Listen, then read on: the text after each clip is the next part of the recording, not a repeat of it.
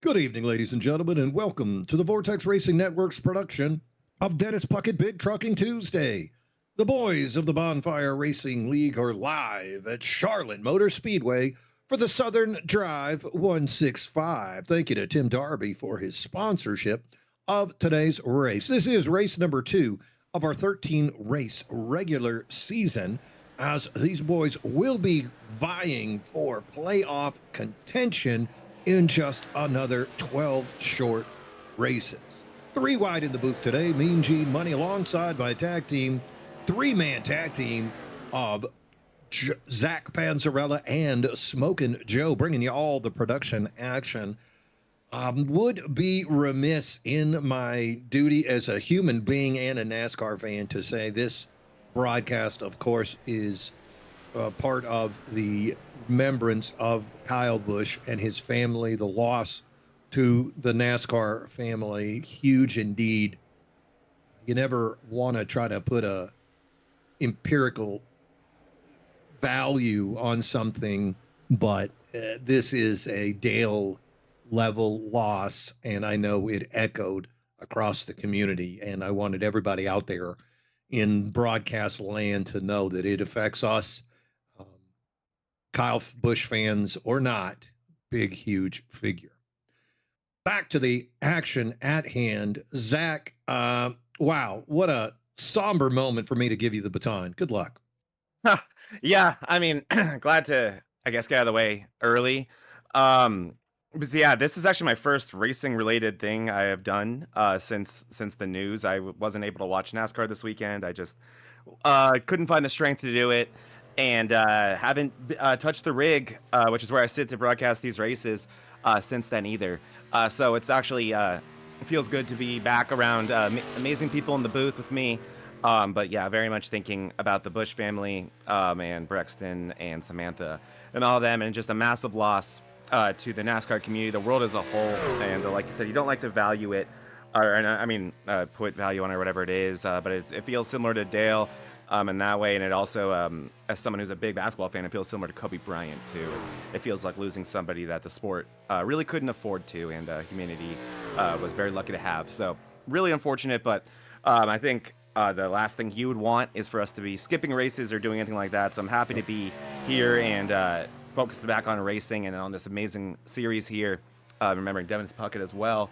And wow, if we saw anything at Kentucky last week, this is going to be a really fun and entertaining way to enjoy life a little bit and take our mind off of the not so fun parts about it. Yeah, last week, what an amazing run. Alex McWhorter, 32 drivers. We see Alex McWhorter take that win, leading 86 laps. AJ Benish with the late run in that race to try to close the gap. We saw Jaron Valley, the champion of season 13. He finished third on the podium with them, but not the biggest story in my opinion. You know, McWhorter winning finally, you know, getting that monkey off his back so early. Big story.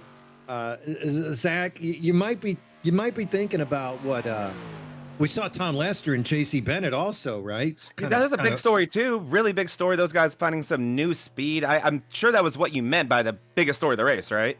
I don't know. I think Joe knows what I'm talking about since he's giving me a disapproving shake of the head and over showing there. Someone on the camera right now. I tell you what, man, it's gotta be the battle of the red trucks. The red truck putting the league on notice, and here's one of the red trucks, Nicholas Amons. Of course, I'm making reference to Chuck Kiger, Nicholas Amons, and George McGivern. These three guys all battling for lucky dog at the end of the race, and they basically ran as fast as the leaders for 25 laps. Madness. That was a show unlike anything we have ever seen before. It was a lot of fun. And a lot of those guys too, that was their debut race in this series here. So what a way to make a first impression. Certainly, like you said, they had the speed for it, and they were racing for that lucky dog, which if that caution had ever flown, which somehow it didn't right there, right then, that would have really changed that race. So I'm excited to see what these guys can do here today. And Charlotte here, this racetrack, not going to really give you much of a break in terms of what it's going to ask of you as a driver than Kentucky will. This is another very intense racetrack. I'd say, I mean, Smokin' Joe, I'll ask you here. I'd say this place is probably more intense than Kentucky. Just such wire-to-wire, or I should say door-to-door racing, so typical here at Charlotte. Yeah, I think the biggest thing everybody's concerned with is cold tires. We see it here a lot where cold tires just absolutely make things so crazy at the start of races. Wheel spin for restarts. You know, you can get loose down there in 1 and 2 very easily. Or 3 and 4. You can see it right there, actually, Schofield on his qualifying run getting loose right there. So I think we're going to see a lot of that here in the early laps of runs. Charlotte, of course, one of the best, most loved tracks that we have the fortunate to run. 1.5 miles, 24-degree banking on this asphalt track. So really great racing. And I'll tell you, though, this is a rough track. I watched the race on television, of course. I've been there live. And even watching here, you can really see that rear end get loose on these guys coming out. Very rough track. It's one of those places where it feels like the exit of the corner really stinks up on you. It feels like it thins out, specifically turn 4. That's one place that I think you'll be seeing a lot of action here today. I mean, it's one of the most iconic NASCAR moments ever happened with Darrell Waltrip with the bang moment right there with keep your foot in it. And that really is just because of how much that place really compresses. And if you're 3 wide there, it can be all kinds of trouble. And then like Smokin' Joe was saying, I think cold tires are where you're going to feel that the most, especially in the initial restart of this race and the beginning of any restart after that. These guys are going to have to be careful about that. And then also, man, Gene, this place is just thin. It's a very thin 1.5 miles here in terms of the racing surface. So oftentimes when something goes wrong, it can collect a lot of trucks. Tell you what is not thin, and that is the field tonight. 31 drivers lining up on the grid. Right now, qualifying is underway. You are, of course, watching the Vortex Racing Network. This is the Southern Drive 165, right here live with Mean Gene Money, Zach Panzarella, Smoke and Joe, bringing you all this action. Multiple guys taking turns and knocking each other off the pole. We saw Yost, the rookie, on the pole briefly. We saw Nick Mills and now Jaron Valley jumping up as well. So these guys really figuring out with the speed. Going back to what you said, Zach, that turn 4, 1 and 2, even though the banking is the same, the configuration is different. And coming out of 3 and 4 really can be quite the adventure. The guys are going to find a lot of speed trying to enter 3 higher, but the exit, if you can't bring it back down the track, you're really forced off of that throttle. And one thing I noticed when I ran this thing was if you try to swap lanes in the middle of the turn, you're really going to wear out those tires. Tire wear could come into effect. That might be a storyline if this thing stays green. I think one thing that's interesting about Charlotte as well is that, wow, what a sideways move there by the 6. But how there's a million different ways to wear your tires here, and really a million different ways to drive this track, which means there's a million different ways to drive this track wrong.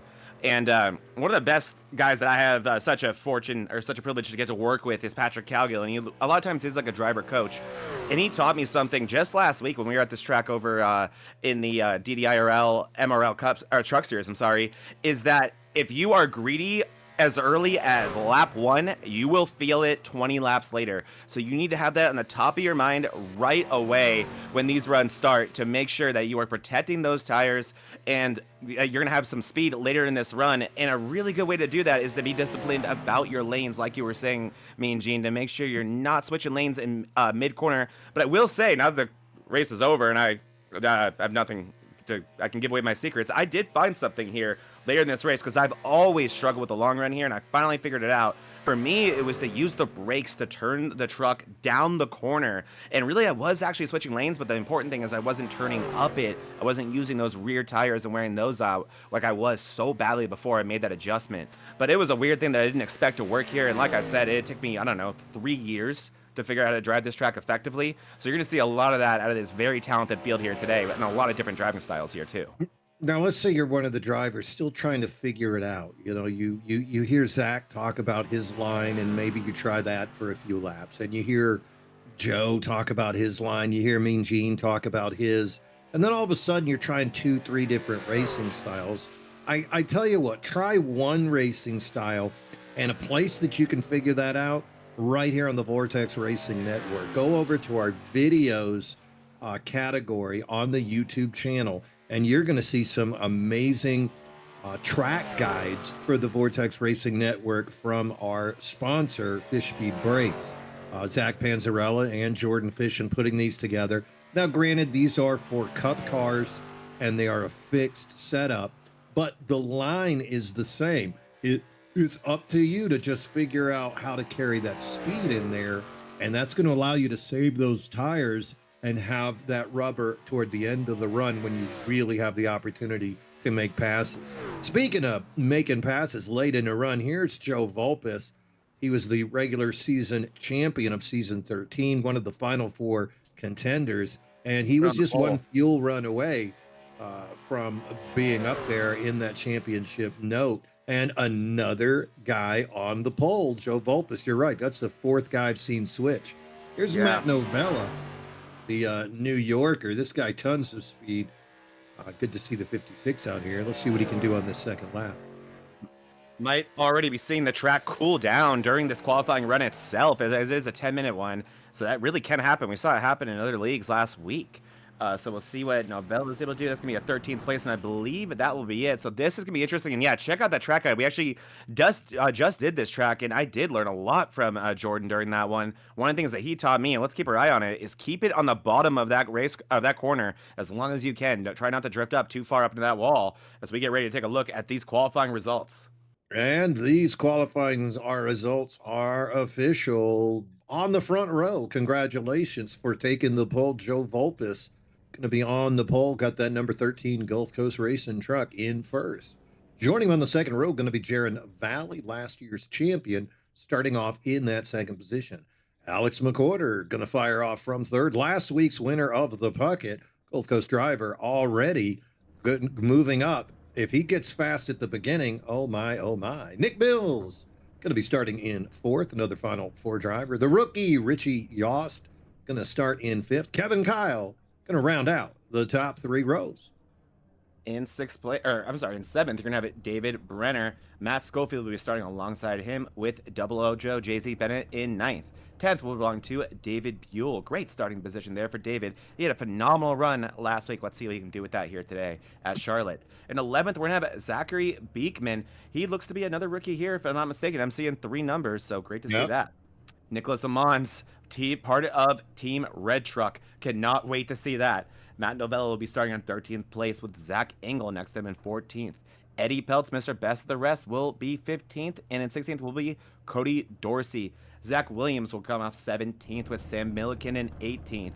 Jake Johnson, that's a singer, is going to be in 19th place, and Chuck Kiger, another member of Team Red Truck, will be in 20th place. Paul Ferdiani will be in 21st with Heath McDaniel in 22nd, Brian Tenold in 23rd, Keegan Lazar 24th, Graham McGivern will be 25th, and you are not kidding. This is not a small field here today, Mean Gene, because you got Tim Darby in 26th, Adam Milha in 27th. He is the last truck that put down a time. Welcome back, Adam. Gambrel. Yeah, welcome back. I'm great to see him back. He was actually not in Kentucky, so here we go. And then 28th through 31st, not putting down a qualifying time, and that will belong to Eric Gambrel, Tom Lester, Tommy Fox, and Stephen Neal in the 45. So lots of quick guys there in the back. We saw Neal with the top 10 finish last week. We saw Tom Lester challenging for top 5. He also choosing to not put down a lap. And then, of course, Eric Gambrel. Rough race for him as he was wrecked out pretty early. But we all know that the speed that Gambrel has. So going to be fascinating to watch these guys as they try to make their way up from the back. I expect chaos immediately. This is one of those tracks that can be a little bit difficult to pass unless the guys in front of you get side by side. And then guess what that means? That means 3 wide. Easiest place to pass, Zach, of course, in the pits. But the second easiest place, I think, is on a restart. When the guys don't get quite up to speed, you can swerve out and try to make a run, or drop the hammer on the outside and maybe get lucky. Unfortunately, that's also where some cautions can occur, as Joe said earlier when he talked about cold tires. Right now, those tires very cold. Let's see what kind of action is in store for us. Pace car is out of the way, waiting to see Joe Vulpes bring it across the start-finish line, and away we go. Vulpes with the quick start there in the lead down on the bottom lane. You can see outside Jaron Valley, Nick Mills getting a little bit of momentum. Kevin Kyle going to join him on that outside. The 15 as well on that inside with a good run. Oh, Alex having a big time with it. Now, Alex running a different paint scheme. Going to throw me off today, Zach. Yeah, he is, and you're going to see this get even worse through 3 and 4 for those who are having trouble through 1 and 2 with looseness. Not Kevin Kyle on the outside trying to send 3 wide. Oh, Brenner's wrecking. We got Brenner around. Big wreck in the back or the front stretch. Mean Gene, we saw this coming. Oh, into the red truck. No. All right, pack it up, Mean Gene. Let's get out of here. Yeah, I'm out of here. I was ready for the flight of the red trucks. Yep, good luck smoking, Joe. Joe's got this. Well, you know what that means, boys and girls. We got a new sponsor, and that is Tim Darby sponsoring the cautions. So the Demolition Derby begins. Yeah, that's right. I get to make that noise twice a week. Thank you, Tim. I mean, it could be more than that. All right, let's take a look at this one, Joe. Oh, no. All right, boys, this is the wreck that never ends. So I'll start it here. Keep your eyes on the 22 of Mr. David Brenner. He is loose in the middle, looking like Joe Vulpes just a week ago at this very track. And you see JZ Bennett graze him, and that's going to turn around Bennett. That's going to turn around. Oh, no. Yep. And this comes, oh, here comes a massive hit for the 22 of Brenner. And there's nothing Mons can do as he just gets packed in the you-know-what. Oh no. That's Stephen And Neal getting him from behind too. Ooh. that's Zach Engel and Peltz. And here comes T-Bone City. Nom nom. No, Num, num, not num. at first. But Num, num, num. oh, Milken's still hungry. Oh my goodness. Oh, he missed it. Oh, Yeah, look, there he's still was a going. Look how McGiver. far he pushed him. That was crazy. Okay, I'm trying to get someone who's not passed away in this. Go back to direction that with a 30. better Go angle back to with that it. 33, bro. That was Yeah, a McGivern, I think, long was run. eating good there, was he not? Let's take a look here. Oh, Good in the boy. neighborhood. Let's take a look at what happened here to McGivern. Did he eat well? And just look, there's really very few places you can go here. As you see, the 89 on the bottom, half of them are blinking out. Oh, he gets packed from behind by the 66. McGivern with... Oh, and there it is. Nom nom for Mailhot. He is hungry. 1002, 1003. Just Even in real time, it's going to go on forever. Jeez. And then he disappears from the scene. Now, as if let me it ask never you this. happened. Did somebody kill the water barrels going into the pits as well? Oh, that would be incredible. They look like they did. Did they really? Let's see. Yeah, I'm going looked back like on somebody Milliken. whacked them. Because I wanted to ride on board with Milliken. Let's see from his point of view. Novella? Okay, let's check out. Okay, Matt Novella could be Somebody did it. Eugene. Hey, Let's look, see there's David here. Buell. Oh, is it Jizzy Bennett?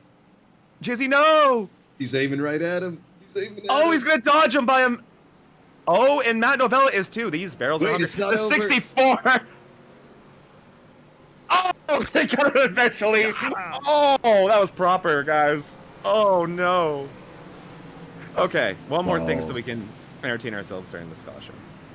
I want to watch what it looked like for Milliken. Oh, the caution's about to end. We'll go live, guys. We'll go live. I'm sorry.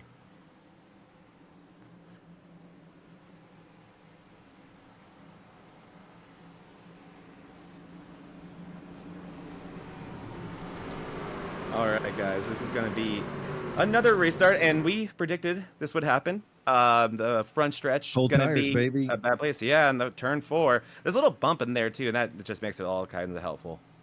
All right, so a little bit of swapping up front also. Looks like Valley takes over the lead. Nick Mills going to be on the second row with him. So then you can see Joe Vulpes and Kevin Kyle on that second row. So Vulpes now finds himself in the second row. Still has Alex McQuarter behind him, so got a good teammate there.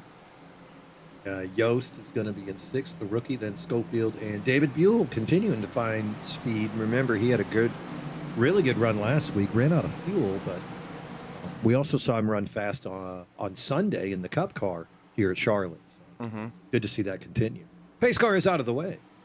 Green flag man waving hard, going into the restart zone.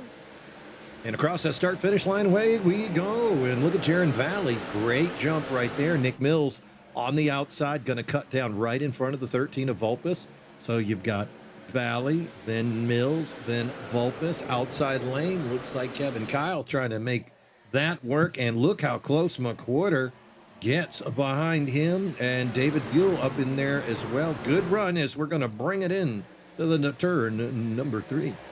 Here's the dreaded turn. We were pretty much 2x2 throughout the whole field last time. A little bit more single file action here as these drivers trying to get some green flag laps under their belts. So far, we're looking good. Jaron Valley with a phenomenal restart there with his teammate Nick Mills behind him. And we are under green as Tommy Fox appears to be having some trouble in the infield here. Yeah, Tommy Fox dragging it through the grass. Not happy right now. Oh, boy. Another big one, guys. Wow. Let's check this one out. Graham McGivern, who did leave Team Red Truck, it appears. Oh, no. I know. Oh. Yeah, you know what happened. Here it comes, boys and girls. Yeah, big shout out to Tim Darby for continuing the Demolition Derby here in Dennis Puckett. Big Trucking Tuesday. Second caution of the day. It comes here on lap number 6. Cold tires, the story early on. As let's take a peek here, Zach. Oh, look in front of them, the 10 ultra loose. And this might be where it really begins here. Didn't notice that at first glance. And he's below the apron. But then McGivern looking to make, it looks like avoiding action. He goes below the apron himself, comes back up right in to the 57 of T Fox. And oh, into Novella as if the first one wasn't good enough. And Matt Novella with some significant damage on that fender right there. And Fox sent through the infield to do some lawn keeping because I guess nobody told him. I believe it's AstroTurf here. Wow, look at Tommy. He does a full 360. He's going to bring it around again. No. Only a... I think got out of there better than Novella did. Only a 450. He only got a 450. Yeah, that won't get you many points. Got an update from Smokin' Joe here, that he claims is interesting. Oh. All We'll be right, the judges of that. so you know what happens sometimes when you try and restart iRacing and all that kind of stuff, after an update, all that kind of stuff. No. You know how it does really fun stuff and it messes up your whole iRacing sometimes? Yeah. Well, that's exactly what happened to the guy on screen right here. Eric Gambrell had to deal with getting his iRacing UI fixed before the race started. He was registered for the race but wasn't able to join the session. He was able to get into it, though. He got the problem fixed just as the field took the green flag. He's 2 laps down, just got one of them back to 1 down, but now has to sort out all of his buttons on his black box, all that fun stuff. Oh, wow. So Eric Gambrell right now 1 lap down in 29th, but he's still here, guys. He's got a chance. Well, Hey, you know Eric, what? And he doesn't have any damage, so yeah. Yeah, maybe it's a blessing and a curse, and also, I'll have I'd say about a minute every caution to do that black box work. If he thinks about what he has to do every time, where it is, it's doable, very doable. You can do this without going another lap down, I should say. Top 17 trucks have yet to pit, so those guys have made it through without any kind of damage. Behind them, you can see the next 10 trucks have been into the pit, but Tiger, Ferdiani, Lester, these guys have already been in 3 times. So they're going for the G Rose record for most pits in one race. Hard to beat. Yeah. That was like 14, dude. You're not gonna beat that. Takes commitment, that's for sure. But you're seeing a lot of longer pit stops too from these guys. A few splashes, but mostly. Look at the timing of Eric. Look at Eric zip out right before that car came through. Oh, he doesn't beat the pace car is what we're hearing from Smokin' Joe. Oh, well, riding the Dente didn't pay off that time. The Dente ain't going very fast. That's some tough multitasking because you're outside the actual car working on the UI there. Then you're back in the car. You got to be as greedy as possible to use all that time. But if you're going to have these issues, better now than ever. We were just here, and I went 2 laps down, and I was able to get those back through caution. So you never know. It's a long race. Eric Gambrell, we know, can definitely be very fast here if he can get those laps back. Meanwhile, while we're under caution, let's take a little peeky-poo at a couple of drivers. How about the number 9 Chevrolet running in the 12th position right now, Cody Dorsey? Been a little while since we saw Cody. Cody ran part-time with us last year, had a couple of top 10s to his name. He, of course, is part of the Thursday night broadcast right here on the Vortex Racing Network with Kevin Kyle and Kyle Lynott. So good to see Cody back out there in a truck in that number 9. Good luck to Cody. Pace car is going to pull out of the way. We got our eyes on that front row with Jaron Valley and Nick Mills slowly into the restart zone. 3, 2, 1, away we go. Jaron Valley pulls away quickly from Nick Mills, former teammates, now opponents. Bottom row, Joe Volpus all by himself as he's got nobody helping him. Nick Mills gonna drop. No, Nick Mills stays on that outside lane. Joe Volpus on the apron by himself, and then Kevin Kyle side by side. So Valley, Mills, Kyle, last year, these guys teammates. This year, they're just hanging out in Discord with each other. Kevin Kyle with a wild entry right there, ends up going up against the wall almost, maintains his momentum, but he and Volpus still side by side behind them, McWhorter. And how about that rookie, Richie Yost, in the 979, showing good speed early on, Zach? Just heard someone say no yellow for that, but I'm not seeing any big incidents, but now I'm hearing that there is. Looks like Brenner has gotten another incident. Brenner up against the outside wall. We're actually, from what I can tell, staying green, unless I'm mistaken. But we will take a look at what happened to Brenner there. I think Brenner may have parked it for the... I cannot believe that truck was still rolling after how big of a hit we saw him take on lap 1. Let's take a look at what happened to Brenner here. Oh, no. All right, here we go, guys. I'll show you this one. Seems like Graham McGivern is always here, but I don't think they can blame this one. It's the 0-3 loose in front of Brenner. Come down straight into him. Oh, my gosh. Where did his body go? Let's take a look at 0-3 and Johnson had any contact to this. Oh, they did. All the sheet metal came off of that truck. All of it, Mean Gene. Every ounce is, yeah, Johnson gets in hot into the 0-3, into Brenner, and then watch this hit. Goodbye, sheet metal. Goodbye, everything, really. Jeez, what a massive hit. That will not be able to be fixable in the pits. And he parked it up there on top of the track, but no caution came out. Yep. The only thing that's going to strip faster than that's Mean Gene if he invite me over to a pool party. Yes, sir. And vouch. What? We just got a pretty crazy stat. Yeah, Brenner's luck continues. Not making the playoffs over in the Premier Cup with the tough runs, and then here, ooh, Kevin Kyle getting touched. Yeah, almost on the no-no.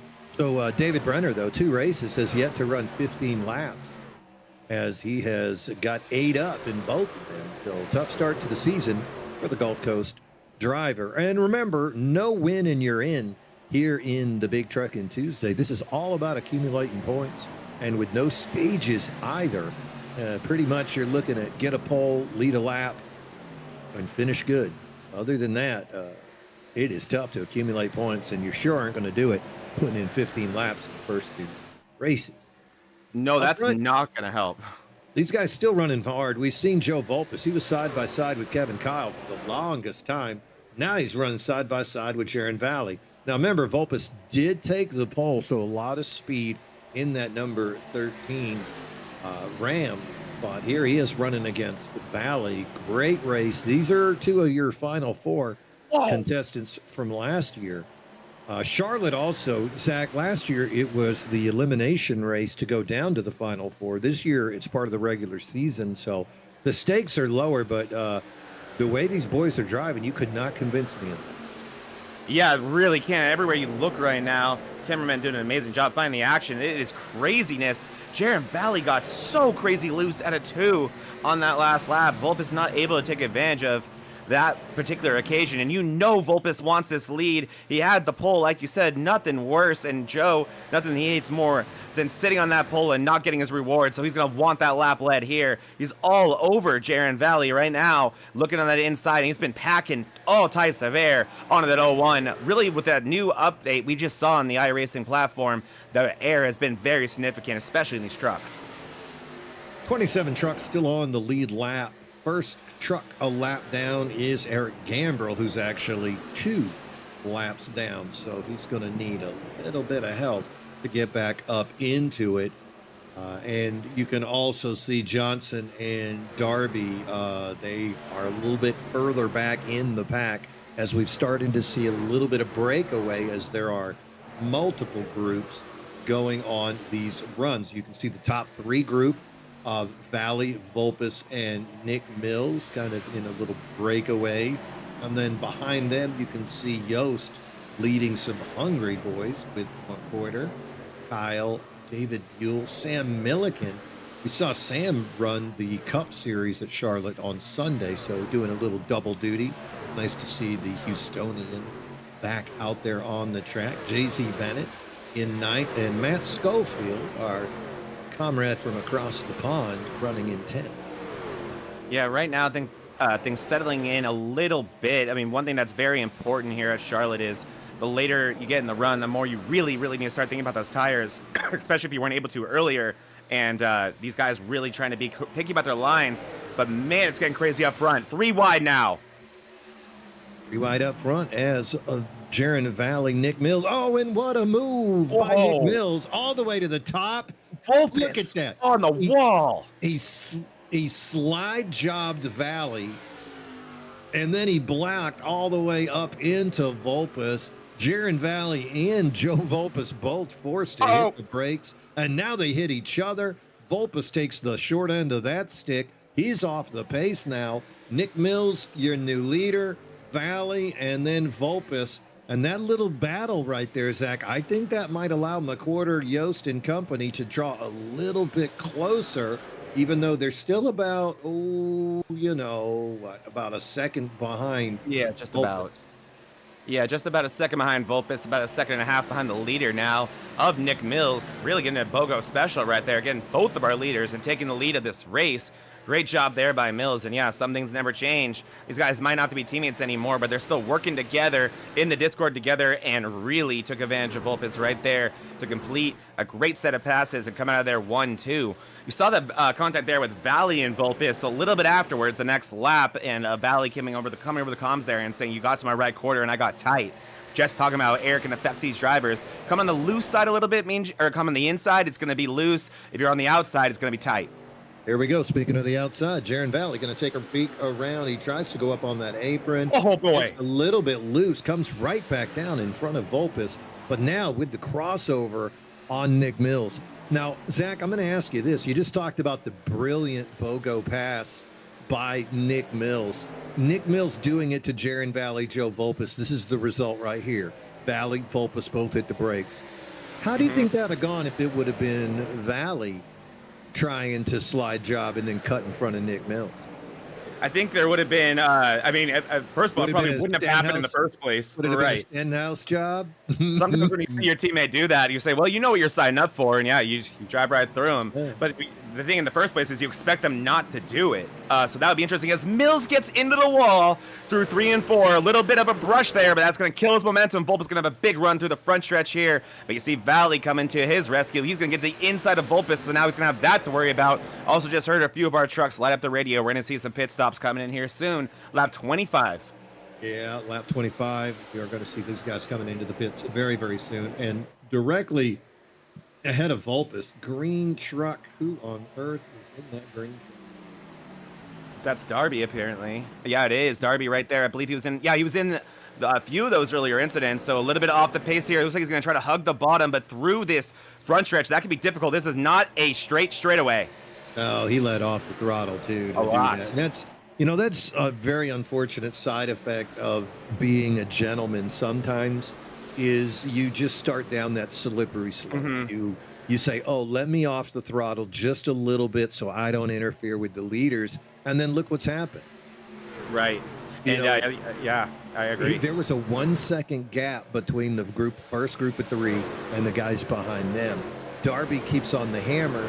Maybe he can slip in between those two, all of a sudden start running a little bit better. I mean, look what happened with the red trucks last week. It took them a few laps to get their sea legs, but once they did, we saw them run laps just as fast as those leaders. I've seen Tim race on Sundays before. He's got that ability. I'm glad he moved. I'm glad there wasn't a wreck, but on the other hand, there's a part of me that's like, damn, stay in it, son. Stay on that throttle, hold your line and make them go around you, especially if you're battling to stay on that lead lap. Yeah, I think the problem for Darby was just not having a healthy enough race truck to trust it and not potentially damage those leaders and do something they may regret later in the season.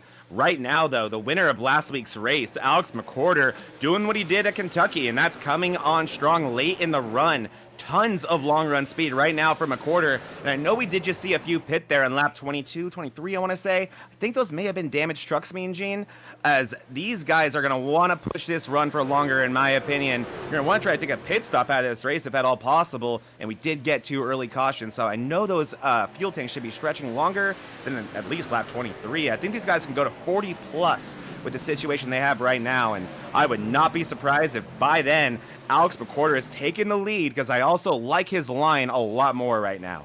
Yeah, Alex McQuarter moving up. Another guy moving up. Look at David Buell moving up 5 spots, currently running in 5th.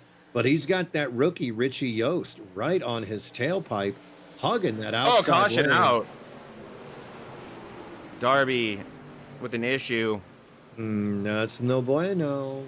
Looks Maybe like that damaged race truck. Yeah, he didn't pick up anybody else. Looks like everybody's still rolling. I was about to take it down to Joe and ask him how many laps these guys can make, but I guess that's not an issue anymore. 0 now, Mean Gene, and we'll take a look quickly at what happened in that wreck. But first, Darby did get help. Oh! A Darby wreck. A Darby wreck. You know what? He paid for it and he caused it. Tim Darby. Thank you, sir. Get your money's worth. Worth every penny right Isn't here. that like a hedge fund causing an incident so that their short stock ends up paying off? It's slightly naked shorts a little bit, but we won't talk about that. As we see this, is Darby, I think, just a little off the pace. He gets a little loose out of 2 there. Actually, I don't think he's going to get a ton up. But, he does come up, thinking he has a little bit of room. No such room existed. Oof. Ooh.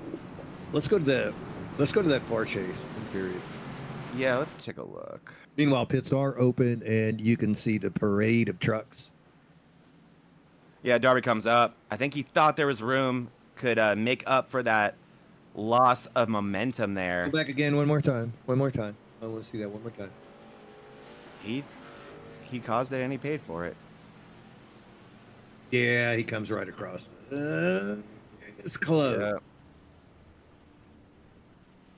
And that was Tenold he got into right there. Yeah, Tenold under no obligation to give him the line. Oh, no, Tenold.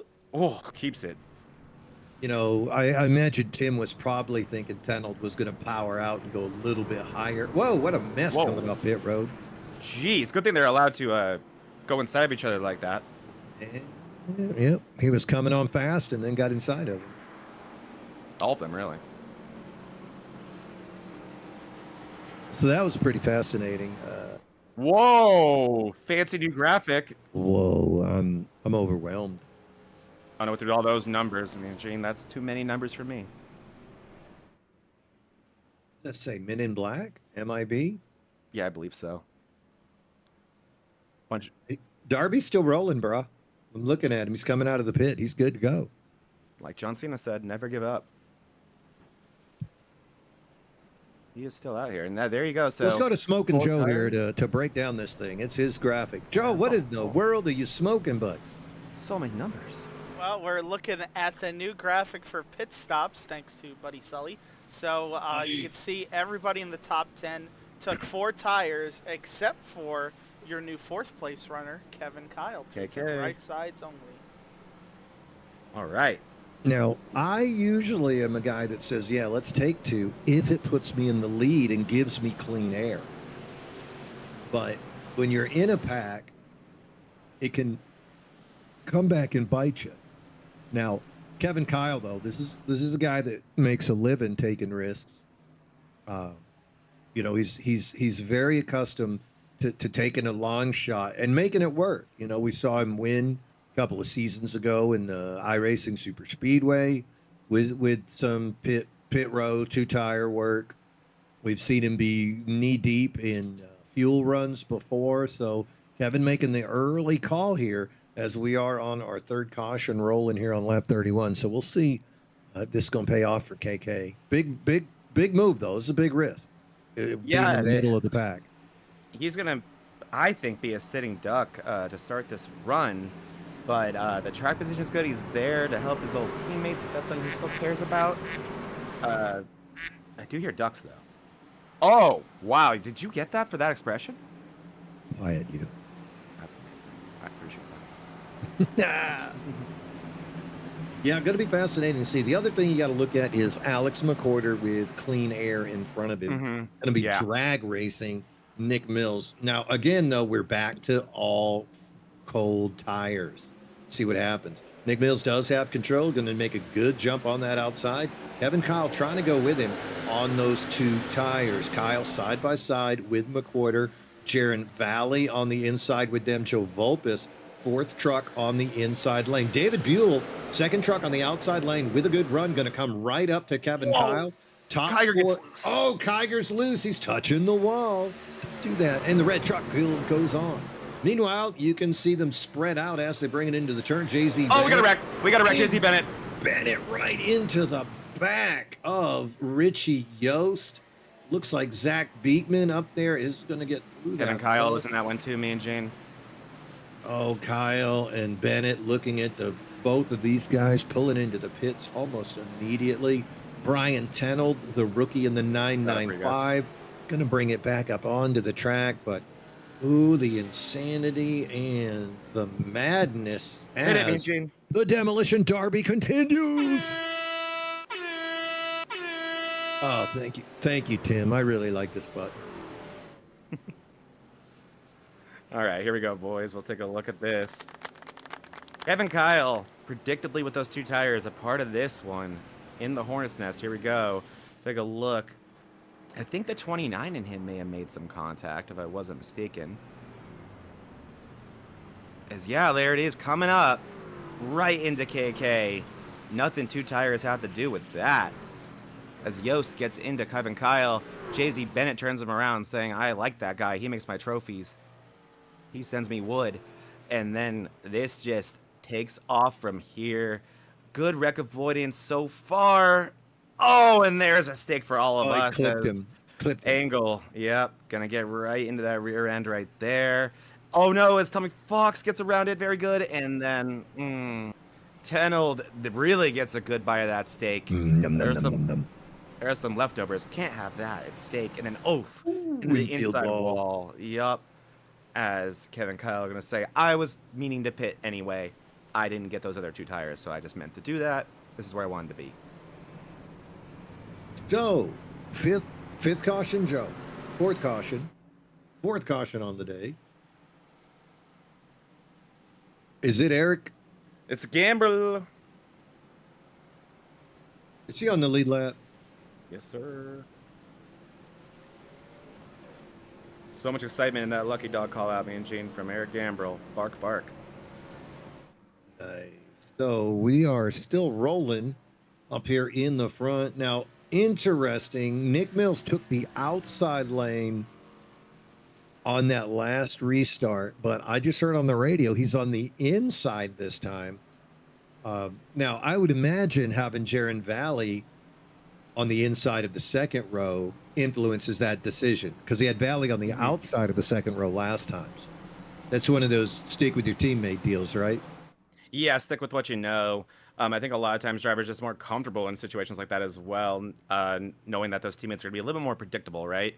So I would not super surprised to see that, and I think they also just know Alex McWhorter, a massive threat in this race. You're really going to want to do everything you can to keep that 15 away from the clean air you were talking about. Yeah, very, very interesting.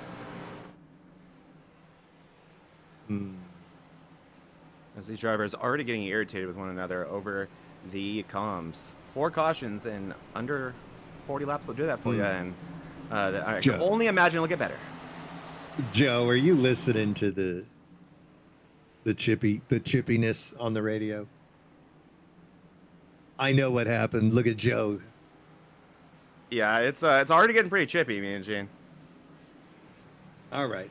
So it looks like the lights are going to go off of the pace car as we have one more rotation to make. We're on lap number 37. You are watching the Southern Drive 165 live on the Vortex Racing Network. Thank you for joining us here on this Tuesday evening. Lots of choices for you to go out there and watch for your iRacing entertainment. So really proud to have you join us here on the Vortex Racing Network. If this is your first time watching, go ahead and hit that subscribe button, because we bring you action 5 nights a week, 6 different races. You're going to want to be a part of that. And the best way to do that, make sure you are subscribed.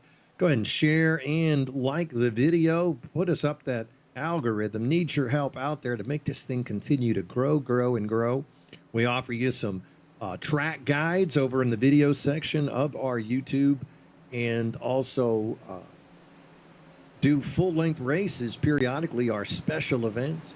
Getting ready to line one of those up. We're in negotiation with some sponsors. Might be bringing you one here very, very, very soon. Can't announce it officially until I get the green light from the rest of the team, but keep your eyes and ears open, as it is about to happen.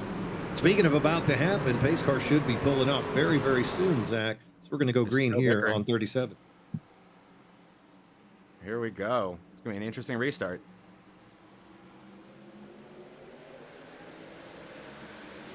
Go, go, go, go.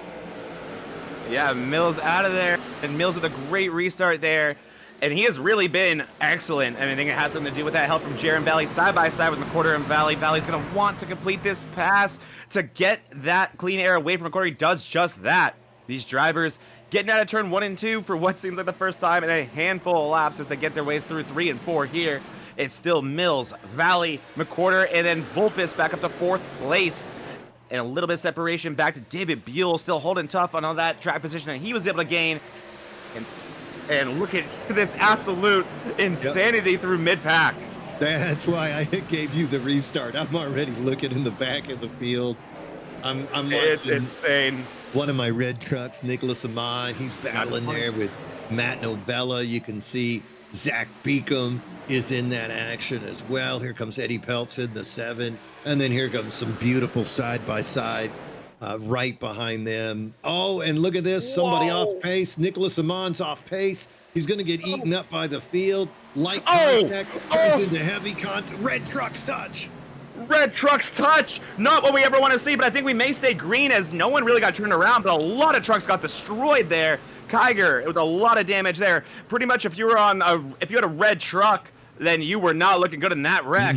Big damage for a lot of drivers. Nicholas Amon still off pace as he's now going to get passed by Yost. There goes Brian Tenold by him. So the 993 of Nicholas Amon's trying to find the pace. And here comes Eric Gambrill just to make it a little safer for everybody.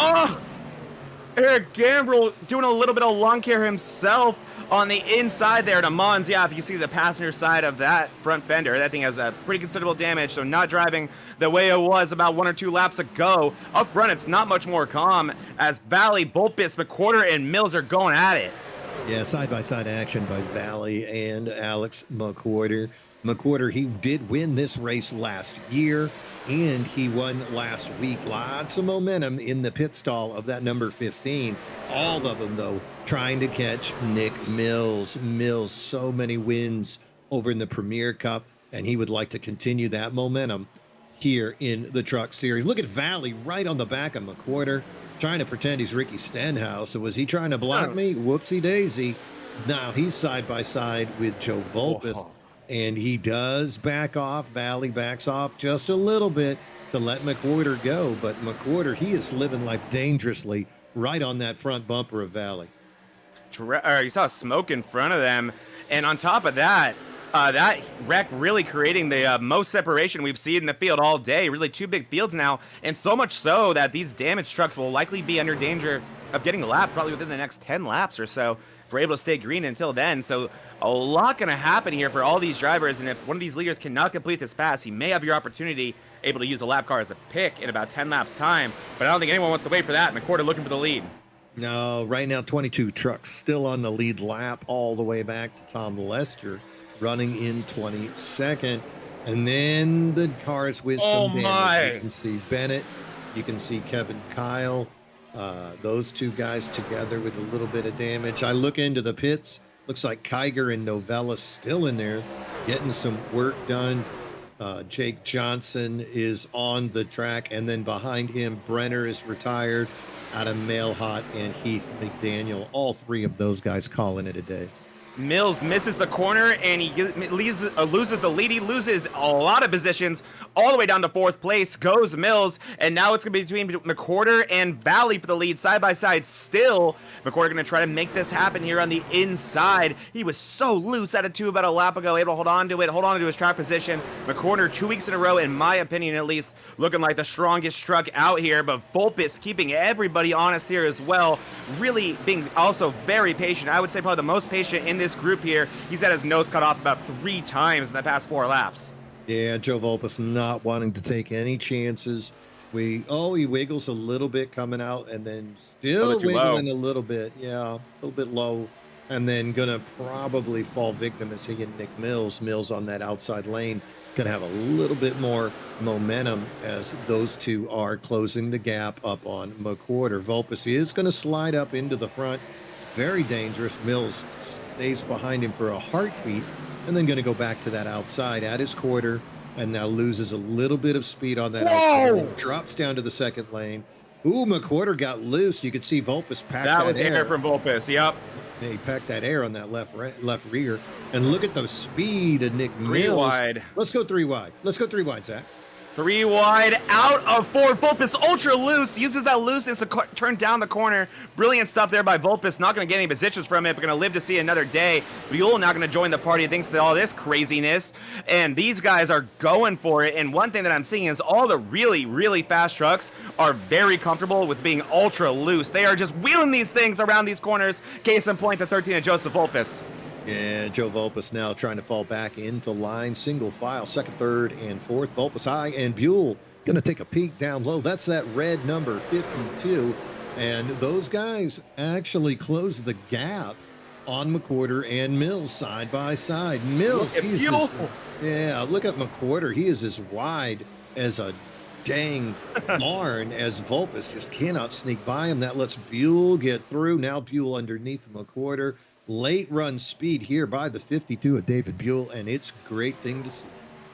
Yeah, you saw Vulpes there, like you said, McQuarter making that truck very wide. Vulpes peeked his nose to the top there through the front stretch, I should say, and wow, did McQuarter shut that door at the first chance he got, and I'm sure Vulpes thinking, are you serious? What do I have to do here? I think Vulpes has had a lot of take, more than he has, I'm sorry, a lot more give than he has take. I think that patience will start to wear thin as these incidents continue to stack up, and here we go as they're catching the lap truck of Darby, it appears, and under caution, actually. Under caution. Sorry, we were off pace. I was looking at McGivern and Tom Lester back there. They were off pace. I don't know if they were caught up in the incident.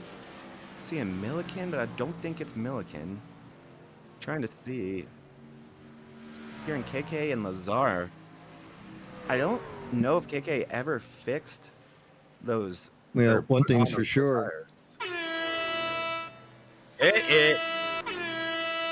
Oh, we're under caution here. Thank you to Tim Darby as the demolition Darby continues here at the Southern Drive 165. I found it, boys. Man, whenever there's a wreck, Graham McGivern is somewhere close. Not so much involved in it, but he's there. All right, take a look at this one. Keep your eye on the 10 of Lazar and then the 1 of KK. You have Eddie Peltz up there in the top. And then 10 on, I believe that is right in to Peltz. Goes Lazar. And KK sticking up for him, ever the gentleman, never lifting, as we know. And then Graham McGivern doesn't want to lift in front of the guy who came with the catchphrase, so he doesn't either. And that's how you have situations like this, Mean Gene. Well, that's one way to go 3 wide. Yeah. Looks like an eye. Oh, he got tapped. He did. Got a little bit of a bite of a steak, like just a nom. And that was. He was like, I am not going to come to a complete stop with these trucks out here. I'm moving out the way. Getting out of here. That's KK with a little bit of front end damage there inside.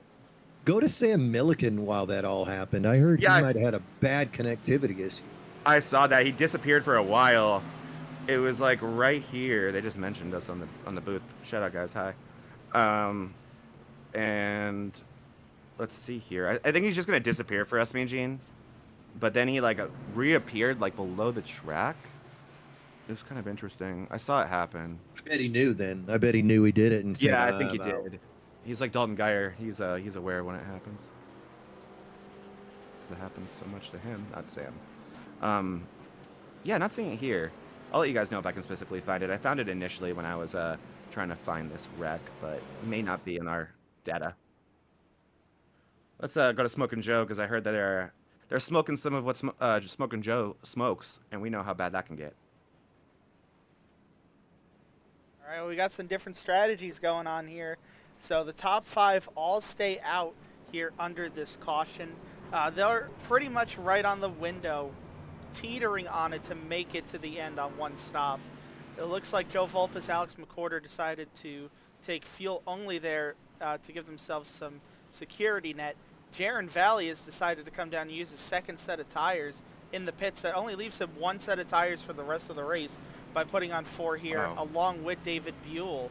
So those guys in the top 10 both take 4. Tommy Fox took fuel only.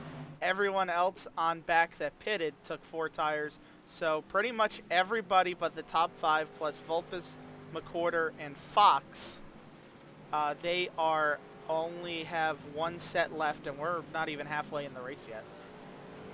I feel like that's one of those situations where you are asking your crew chief, why would you let me do that? Well, That could hurt. because if you got old tires, you're going to wreck. So you're forced to put them on. I've seen a lot of people switching lanes right here in the middle of the track, or in the middle of the turn under full speed. So they kind of don't have a chance. They got to take the tires and just hope for a few more cautions so that they don't burn them up and they can keep the temperature down. But I'll tell you what's going to put the temperature up is tomorrow night. If you don't know, you're about to find out, because we are going to have a special partnership tomorrow night with the Friggy Diggy Racing League. That's right. You're going to see some Friggy Diggy Racing League Coca-Cola 300 live to Wednesday, May 27th. You're going to want to check that out tomorrow night. It's going to be something special.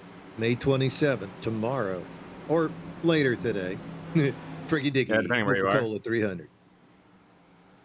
All right, let's go green flag racing once again, as we are keeping an eye on our leaders across that start-finish line. Nick Mills got a good lead there. Huge.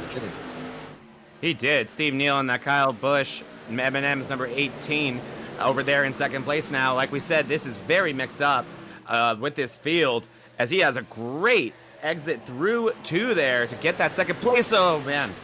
Yeah, you can see Zach Williams in third. He's right behind Neil. Been a minute since we've seen Zach up front. He's in the old double bubble, causing trouble.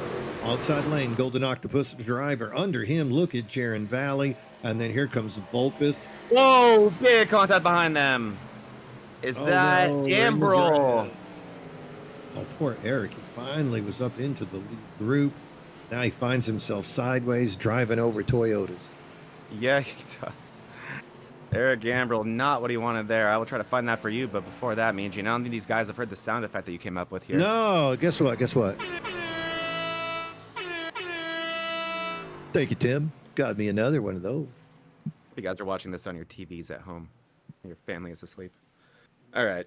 Let's see if I can find this here. Oh, boy, man. Gene, oh, gosh. Hold that one up for us, Smoking Joe. Look at the pace car trying to kill Stephen Neal right there. He's jealous of all the killing he's seeing on the track. He wants to be a part of it. Check this out. As Eric Gambrel going into 3 and 4, following the 61 Yahoo Kyle Busch tribute. And right there, just getting really just packed by the 29 of Yost. Yost not in a correct number currently. But Yost gets off of him there. But now Gambrel going to come up a little bit. And they're still stuck to one another. And I think Gambrel, oh boy, a little bit of air onto Ferdiani. That's a lot of air. And Yost going to get into that one as well. These rookies, they certainly are not shy, Mean Gene, as big hit for Ferdiani. That's a lot of contact. And who's sideways? Is that Gambrel? Oh, and then, man, is Zach Engel not full of stake yet? Gets another nom for himself there. And then Yost wasn't done yet. He got one more in for himself as Gambrel. 360. There's gonna hold it. Oh, it's a Stolly or whatever they're called. 450, 540. Yeah, all that the would way. get you. Oh, he almost did it, dude. Almost did a 720. He was so close. A lot of swagger, though, with the first backup into the initial 540 rotation. That'll get you some extra points from the judges. So, we are under our 6th caution of the day here at the Southern Drive 165. Right here live on the Vortex Racing Network. Mean Gene, Money, Zach Panzarella, Smoking Joe, bringing you the action. And there's Tom Lester getting back into it. Tom was battling for top 5 last week. This week, though, trying to hold on to that lead lap as he is currently being shown in 19th spot. Rough day for Tom. Has yet to find the way through the track. And as you know, clean air is the secret to success. And 6 has yet to find it here today at Charlotte. No, it's everyone knows how much of a premium it comes at, and it's not easy to find in these races. If we had $1 for every driver said if I could just find that clean air, then I'd be able to drive or buy myself a real one of these. I would have won that race if I could have found that clean air. I need a caution, Joe. Nick Mills in the lead. Stephen Neal is going to be on that front row with him. You can see Neal choosing the inside lane because guess what? He got his good buddy Jaron Valley going to be right behind him to give him that push. Joe Vulpes on the second row, kind of making a living there here today. Zach Beacom, how about the 195 Toyota, currently in fifth, up 11 spots. Joining him on that third row, Cody Dorsey, the number 9 Chevrolet, up 10 spots. So good to see him on the move. McWhorter and Buell in the fourth row. Schofield and the rookie Brian Tenold gonna be in 10th. Might be wondering who's our fastest mover. That's Tommy Fox. He is still alive, driving the number 5-7. So getting through those early wrecks. Tommy, we were worried about his survivability, but that truck looks like it's still moving in the right direction, that number 57 Ford. Yeah, it is. Attrition, I think, already playing a part in this race as we're just really hit the halfway point. So staying alive is going to be big here. All right, so Eric Gambrill does stay on the lead lap. 22 trucks on the lead lap. Right now, Tim Darby is going to be the guy in charge of a lucky dog. Away we go. Nick Mills across start finish line. Stephen Neal and Jaron Valley side by side. It looks like Valley going to take the apron. Neal on the outside. Joe Vulpes decides to go down to the apron as well. And Valley, this guy just took tires here on lap number 51. Oh my! There's a big wreck behind us. Look at this. Yeah, there is. They're still wrecking. Bennett wrecking. They won't I can stop. see the 10 of Lazar. Oh no, Mr. Bill. Mr. Sluggo is out to get me. These this movie's casting the same characters. It's cold tires, baby. You cannot do that. So guess what I get to do? That's sick. Did you just get that? Yeah, that's new. That's new. Well, let's take a look at one of these caution things that we're hearing about. Here we go. Like we said, familiar trucks here, as we see Bennett and Tenold, I'm sorry, coming out of 2 here. Not any crazy looseness, and I'm really saying, and Tenold just slightly comes up. Thought he was clear. Wouldn't even be surprised if he got the clear call from a stupid spotter. And then here comes JC Bennett. Oh, God, me, gee, this is going to be a big hit. Oh, Bennett with a massive hit. The 0-0. And then Kevin Kyle, jealous, wanting to be a part of this. Sounds like Smoker and Joe thinks he got booped. I think Kevin was just jealous, man. Oh, Gambrill. Oh, no. Here we go. Ride the Dente. Or maybe just get packed with a Dente here. That's exactly what happens. As Gambrill not interested in checking up the way that Kevin Kyle was. And Kyle gets to go for a little bit of a ride here. I think he avoided the wall. He did not. He's not going to. Boom. Not too bad of a hit, but there's JC, but okay, avoids Bennett. So it could have been worse for KK, but certainly not what he wanted to be dealing with, as Lazar involved in that one as well for our 70th caution of the day, I believe that was. And then Bennett. Oh, and Darby gets a lucky dog. Good news there, as a little bit of a chatting going on between KK and Eric Gambrill over at the comms. What else is new? I think these guys are going to buy each other Christmas presents early after this. They normally do. Kevin normally getting some good wood for Eric, and we'll see what Eric gets in return this year. All right, so lots of guys. I can see Kiger, Ferdiani. Looks like Keegan Lazar finally rolling.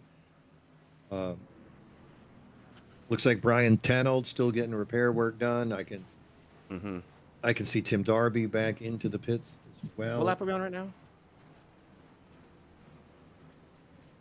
And looks like Darby going to need to hurry up. He is the lucky dog recipient, but right now, here he goes. Finally gets rolling, as does Brian Tenold. So both those guys doing their best to stay on the lap. What's the longest run been today? I guess it's that run that way. That third run was probably like 20-ish laps.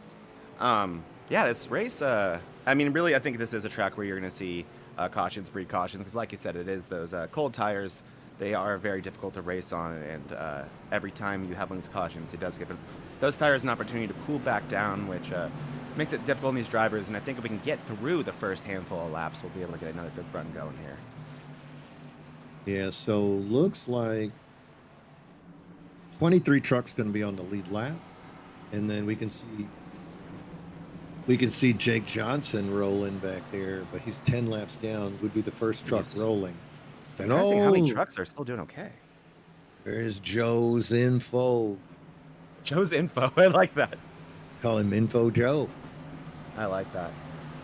Smoking summary. It's the Info Joe Marshall. Yep. No, I'll make that work. Nick Mills still up at the top, 4 tires, and looks like this time. Good view of those motorhomes right there. Yeah, back on lap 30, 51, you can see Jaron Valley took for Vulpes on 51, took fuel only.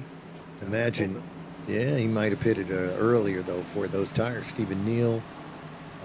Another guy on 30, as did Cody Dorsey, taking the 4. Pace car is out of the way. Keep an eye on Nick Mills. This time he's got his buddy Valley next to him. So he's going to have to trust Joe Vulpes or Neal to give him a good push. Closest one we've seen right there. Good jump right there as Nick Mills going to take the lead. Jaron Valley going to fall into second. Joe Vulpes on the outside in third, but there's Stephen Neal down on the apron. Neal getting a push there. Behind them, how about this? Beacom and Cody Dorsey, new names coming up the challenge for the top 5. And there goes the 1-9 find of Beacom. He tries to take it 3 wide with Neal, gets pushed down below the apron for his effort. Still on that apron as Neal brings it up high. Dorsey hits the wall. He's off of speed. Dorsey getting the short end of that one as they are battling across the start-finish line. Neal immediately getting on the radio saying, Cody, did not mean it. I'm so sorry, but I'm kind of glad it was you and not me. Meanwhile, Jaron Valley, Nick Mills still doing battle up front. Behind them, Joe Vulpes. And how about this 195 Zach Beekman making it happen? Mills looking to the inside of Valley. Huge run out of 2 there. Now able to complete the pass. And then one of the trucks here on fresh tires, Zachary Beekman, looking for 3rd place here on the inside of Vulpes. This rookie making a big impression early. What a massive 3-wide move that was by him to get this running position. He was below the apron when he initially got that. Yeah, we've seen a couple of rookies. Richie Yost was rattling the Sabre early into the wall, Buell! But now it's Beekman. Oh, and Buell touches McWhorter. He's way off speed. He ran the fastest lap of the race just there, did Buell, and then he comes out of 2, a little bit too much speed, and we're actually hearing an apology. I believe that was from McWhorter. I think maybe it got into him, and McBuell not happy on the radio. I think he feels like that truck's going to have some significant damage on it, and that thing was a hot rod. It really was. He put down the fastest lap right there, and then for his reward, for his efforts, his reward is to get into contact with the 15. And look at the gap now between the leaders of Valley and then Beekman, Mills, and Vulpes, and then a little bit of a gap back to McWhorter. Beal trying to get it working again. Beal is going to sneak back by Stephen Neal, so maybe that damage not too bad for David Buell, but he was still 0.3 of a second slower than Joe Vulpes that last. Yeah, and look at Valley and Beekman. They're about a half a second. Oh yeah, Gambrel right there. Oh boy, he's riding the Dente. But yeah, right now, I mean, Jaron Valley and Beekman about half a second faster than the rest of the field behind them. So those guys are going to try to gap this as much as they can and hope it stays green, which is a tall order right now as these guys still going for it. About 5-6 positions behind them. Buell recovering well, but behind them, absolute craziness. Yeah, look at Zach Williams swerving left and right, trying to find his way through Neal and Schofield. And then here comes the Mr. Dente behind him. Oh, and Williams makes contact pretty heavy right there with the 61 of Schofield. Now Gambrel, Schofield, Williams 3 wide. Schofield backs off. Now he's going to come under attack by the red truck of Nicholas Amons, who's got Cody Dorsey behind him. And yeah, you see Neal struggling with his tire situation, really trying to hold on there. Not only with a little bit less speed in that 45, but also really loose, as you can tell in the exits of these corners, kind of tank slapping around a little bit, I could say. All these trucks, I think, might be regretting being those ones that did not take on those tires. Like I said, it might be, it was a risky move because you only have one set left, but boy, is it paying dividends right now. Oh, here comes the red truck of Three Amon. wide. Goes 3 wide with Stephen Neal, but luckily he's next to Mr. Caution, Mr. Cautious, Eric Gambrill, so he'll be fine. And everything's fine here. How are you? It's normal, nothing out of the ordinary as Nicholas Amon's making big moves, working his way through the field, entertaining as always. Up to 8th is the Rook. Red truck time as Amon. Red truck. Yes, sir. And Buell's in a red truck up there too, even though he wasn't part of that red truck gang, but He counts. gang. So you can see Ammons, Gambrill, and then Stephen Neal rounding off the top 10, but Schofield right behind him, and you can see Cody Dorsey finally getting back up to speed. Dorsey, of course, hitting the wall about 6 laps ago, getting off the pace, but he's finally coming back into his own. Looks like Schofield's blinking just a little bit. Yeah, I've seen that too. You know, yeah, he's favorite president's Abe Lincoln. That's what he's doing. Nice. That's a good one, me and Jane. That's one I'd see on a popsicle stick. I like it. He's Abe Lincoln. He's loving it. As Buell really doing a great job recovering. He's still holding on to that 5th place. Nicholas Amon's up to 7th with those pressure tires, it appears. So he is really, really quick right now. He got around McQuarter. McQuarter, much like Stephen Neal, has his hands full in that 15 right now. He may be the best long-run driver we have this season so far, but that does not matter when when those tires are that shot. Look at Gambrill going to duck down low underneath McQuarter. I think Gambrill did take tires on lap 59. I believe so too. Clearly has fresher tires down there on the apron as McQuarter can do nothing but watch the Dente go below him. Still side by side, McQuarter putting up a really good fight. McQuarter last year's winner here at Charlotte, so plenty of experience on how to make a truck go fast, but battling the faster tires of Mr. Dente, Eric Gambrill, but he holds on. Nice work there by the 15 of McQuarter, and Gambrill finally has to back down before Dorsey and the guys get too close. Neal's starting to slow down. You can see Schofield behind him. Here comes Eddie Peltz now into the picture running that real tree scheme. Yeah, behind that or in front of them. Yeah, it is Schofield and Neal. Yeah, I was gonna say those are all Kyle Busch tributes right there. And oh yeah, someone behind them looking to be spinning. Yeah, it was Jay-Z Bennett. He stated, I think Bennett dealing with a little bit of damage to that truck. Probably not driving the way he'd love to, but yeah, gotta love all the Kyle Busch schemes we're seeing here. North Carolina, such an important, Charlotte specifically, such an important place for NASCAR, such an important place for the Busch family eventually. I believe Kurt, I know, has having a house here. I believe Kyle moving here as well. So a track that Kyle had a ton of success in. And so a little bit fitting that this is the place we went to first, both in the Cup Series and now we're here in BRL. Definitely giving a lot of Kyle Busch vibes. So it's awesome to see all the different schemes out here. It's warming my heart. Can't wait to see more as we have more broadcasts on here. Valley and Zach Beekman. Beekman now into second, trying to close the gap. And yeah, David Buell as well finally gets around Nick Mills. Buell up into third. So Zach Beekman Williams and Buell having great runs. There's Nick Mills on the outside. Zach Williams trying to make that inside lane work. But again, he was one of the guys. Zach Williams came in on lap 55 and took tires. So trying to make those newer tires work. You got to be impressed, though, with what Nick Mills has been able to do. He last took tires on lap number 30. So he's got 45 lap tires on that truck. Mills definitely the most impressive of the older tire trucks, much like Joseph Volpis behind him in 5th place. But yeah, you are constantly under attack like he is right now with Zach Williams packing that air underneath that 20 truck. Williams and that Swedish Fish Ford F-150 going to take another look to the inside right here, and eventually I think Mills just going to get exhausted with it and want to give it to him. But I did hear a few trucks start to talk about pitting soon, so if you're hearing that and you are somebody like Volpis and Mills, you're going to want to hold on for as long as you can, as this are Gambrill not happy. Gambrill, big wreck in the back stretch, big back in the front stretch. Eric Gambrill, Milliken, Tommy Fox got a big one here on the front stretch, and we are back under caution. No. Gambrill, from what I heard. Oh, that right front don't look good. He thought that one was intentional. Oh, boy. Wow. Oh, it's Eddie Peltz. He would never. Let's take a look at this.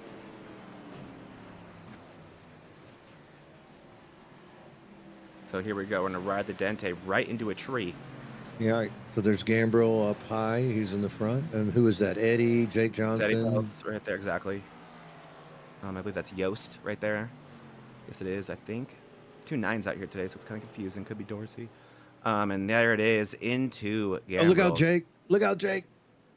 Yeah, I don't think Jake's going to get away from this one. Me and Gene is Jake hard on the brakes. Yeah, he is. Oh, the only thing that couldn't Oh, no, happen. it's not over. He's still on the brakes. Could only avoid Gambriel for so long. Not too big of a kiss there. Yeah. I think Jake should be okay as long as he gets out of here. Hey, Jake's got skills, man. Oh! Ooh. Oh, that was Milliken. That was Milliken arriving on the scene, and Jake Johnson got Mean Gene. Yep. After all that, as Carl Anthony Towns would say. Ugh. Here we go again. Let's watch this. Yeah. This is in slow-mo, mind you. So there's Milliken in the middle of the track, gets loose. Wow. Slips and All Gambriel. 4 wheels off the ground. He's sideways. And now look, Jake's coming up the track. And who is that blue car? Oh, I think that's Darby, is it not? Darby's Lester, in the green. I'm sorry, it's Lester. Oh, no, Yeah, Lester, who was into still him. on the lead lap. And that will do it. Jake Johnson with a little bit of damage there, but Hey, not. the track's clear now, though, isn't it? Everybody got off the track. That would do it. Huge damage for Eric Gambriel after everything he went through to get back in the lead lap. That is frustrating for the driver of the 46. What is that, Joe? 9th caution? Only 8th, me and Gene. 8. So many lasts. Got some pit strategy over to Smoking Joe. Yeah, let's take it over to Joe. Let's talk about how many laps are left and how far they can make it and how many tires are left. Oh, wow. All right, so the top 10 is got some interesting strategeries going on here. Jaron Valley takes Nice 4 word. tires. He's out of tires. So is Beekman back in 3rd.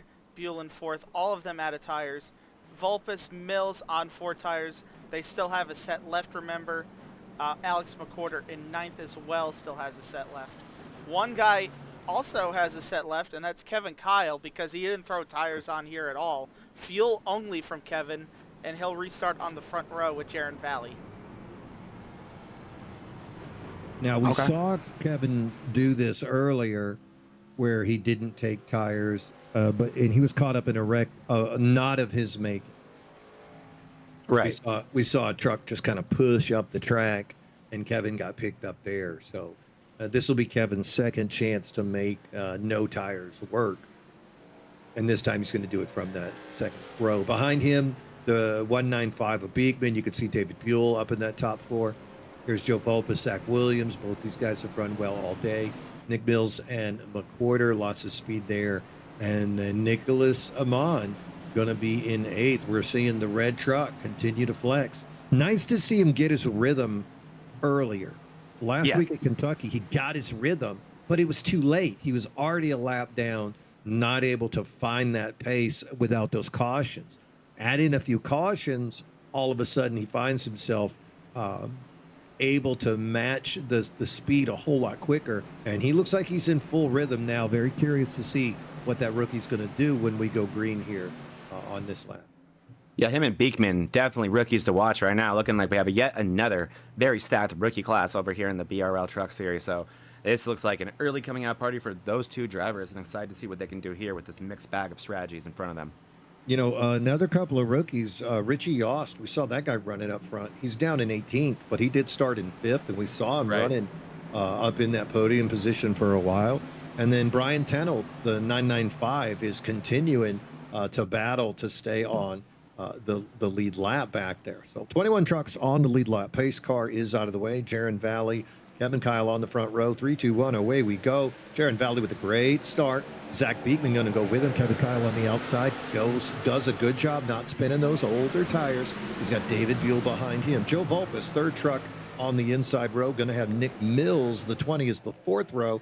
4th truck on the inside row. And look at that, quickly Kevin Kyle fading the wrong way. David Buell wants to get around him, finally ducks down. Zach Williams is going to open the door and let Buell down there. Oh, we got it from Williams. Zach Williams. And he gets hit. Big action. We can see Richie Yost. Looks like he got through that mess. Schofield going to get through that mess. Heard you had a new sound effect for this, Mean Gene. Oh, you know it. Let's see if I can find it. Oh, here it comes. Oh my, double digits as we find our 10th caution of the day. That was 9? 9. 9. When we get when, not if we get 10. Give us 10 Just horns speaking for it, Mean German to me over here. 9, 9. Gene. give me my screenshot. Oh, he legit was. All right, Oh, let's my take a Lord. look at this one. You like Swedish fish, Mean Gene? Yeah. Well, you're gonna like them after this. Yeah, better. Oh, no, not Amon's. Okay, so Amon's on the outside here. Williams just gets loose on his own in those cold tires. Oh, no, one of our contenders say the quarter are going to look to evade that. He will, but no such thing for the 9. And then, oh, Eddie Peltz, real tree. Oh, boy. Stumped that one. And then that T-bone for good measure. And then all these drivers sick of being part of other wrecks. Tommy, no! Tommy gets a bite. Tommy says, I've hit the brakes too many times. I'm done. Yeah, it doesn't work anymore. I'm done done. with that. I want the airtime for my sponsors now. Toby Fox gets just that. As Yost in another one, a victim of the commentary jinx right there. And I just heard an Australian accent. Is there an Australian in this league now? Nah, mate. Oh, it's Matt Schofield's English accent. I can't. I'm bad. I just did a racist. And then Grim McGivern talking afterwards, who everyone gets mad at for not having an English accent and being from Right. the UK. You can't win. There's no winning. There's no winning. You know who I miss? Hmm. Justin White. Yeah, I miss him too. Yeah. Because I loved. What do you mean, Joe? I wasn't Irish at all. That's fucking Scottish. So now Joe does an even worse one, mistaking an Irish person for a Right. Scottish person. Absolutely disgusting. That's there right. from Spoken Joe. Oh, Joe, what do you mean? This is your Irish. Whereas this is your Scottish.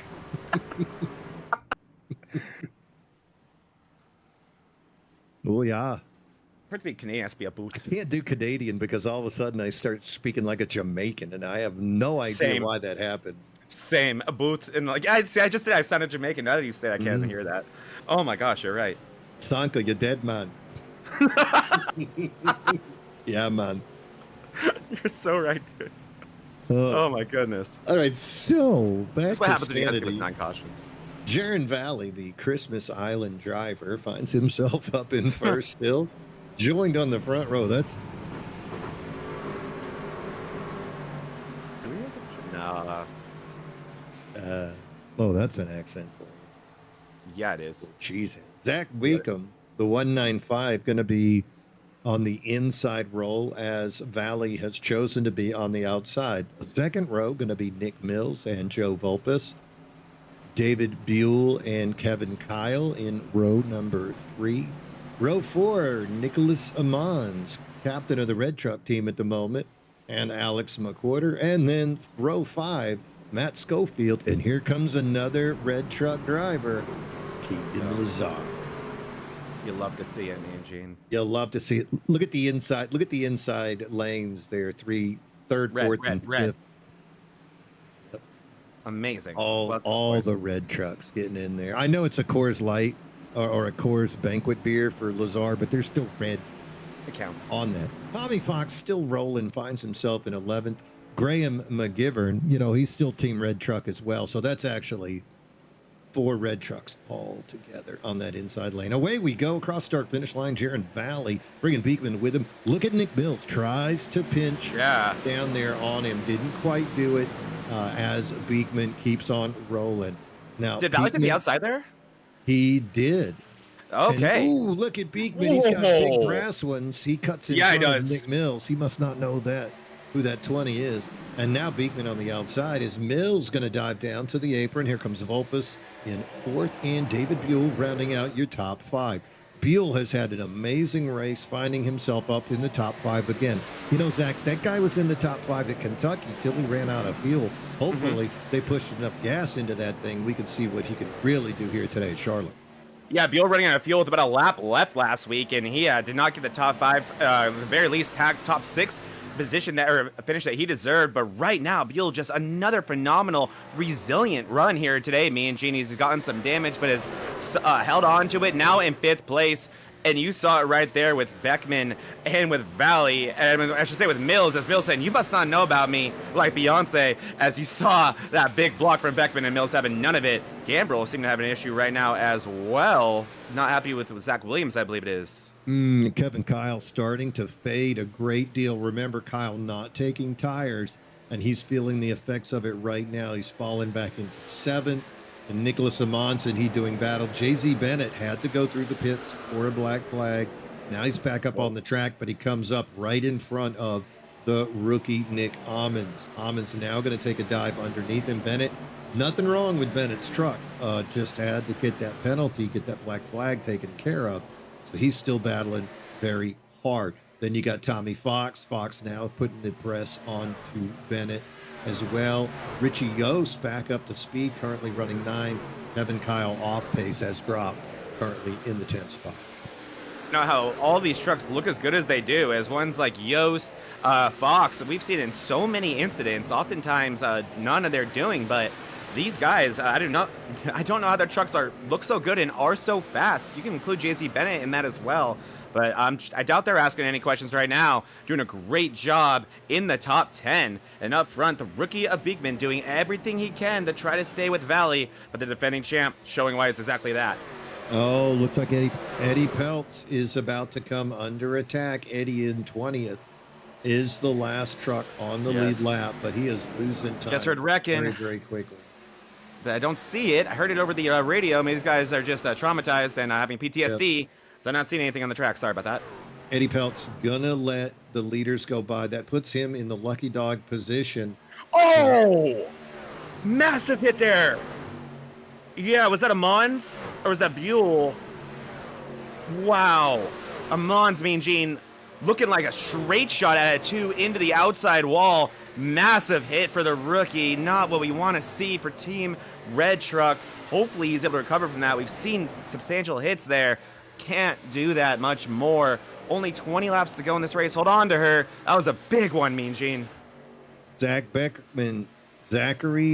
Beekman battling. He is right behind Jaron Valley. These two guys. With oh my! Stephen Neal. He gets away with it. But Keegan Lazar, Team Red Truck. Caution's out. That is not what JZ Bennett wanted to see. 10 horns, Mean Gene. Yes. Thank you, sir.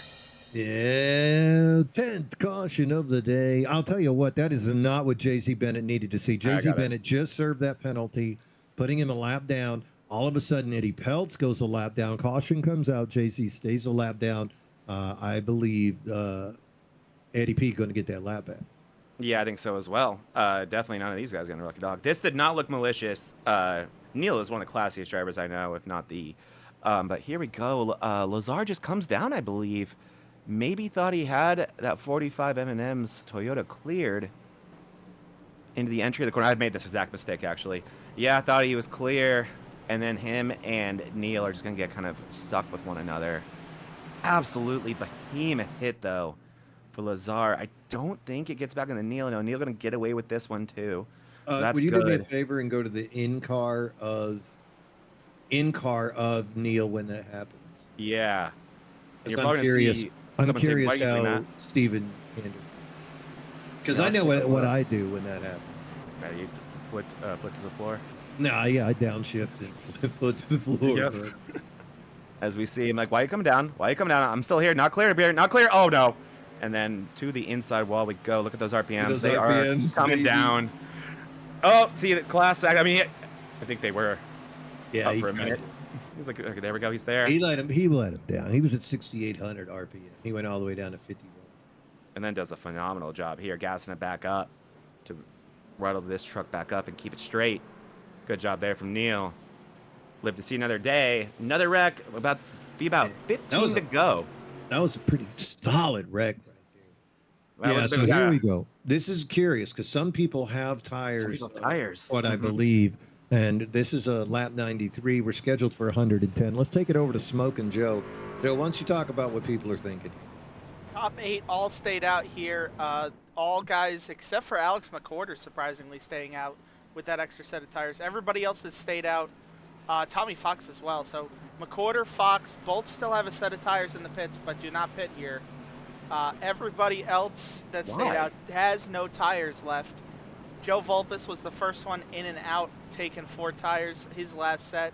Nick Mills, Schofield, Stephen Neal, Kevin Kyle, all taking 4 tires on that pit cycle right there. Why Zach, would go you ahead and- not take them? Zach, go ahead and defend the decision to not take tires with 15 to go on the green flag. Go ahead. Go ahead. I wish I could. Good job. Leading a lap and getting 1 point if you were Valley, I guess. Yeah, you know what I got for that? Yeah.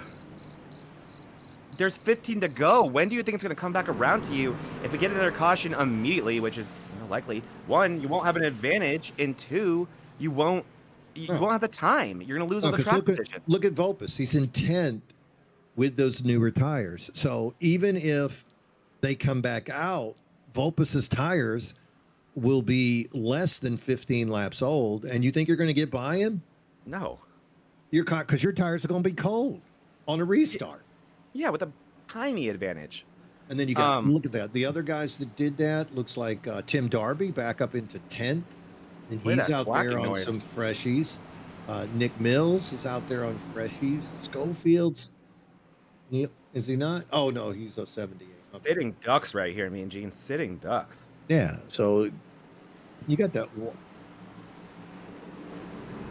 Yeah, for those who don't, I'm tired, they're going to stand. For those who do, puzzling decision here, All right, but we'll so see. McWhorter and Fox didn't do it. All right, pace car is out of the way. We're keeping an eye here on Valley and Beekman as they go into the restart Echo Park restart zone. Late start, and that backs up that outside lane. Good piece of racecraft right there by Jaron Valley, and that's going to give him a great lead. Beekman now falls into second, up and down the track, back down to the apron, where he's right in front of McWhorter. David Buell on the outside. He's at that quarter panel of McWhorter, forces him to stay down in that second lane, side by side for third place. Behind them, here comes Nicholas Amons.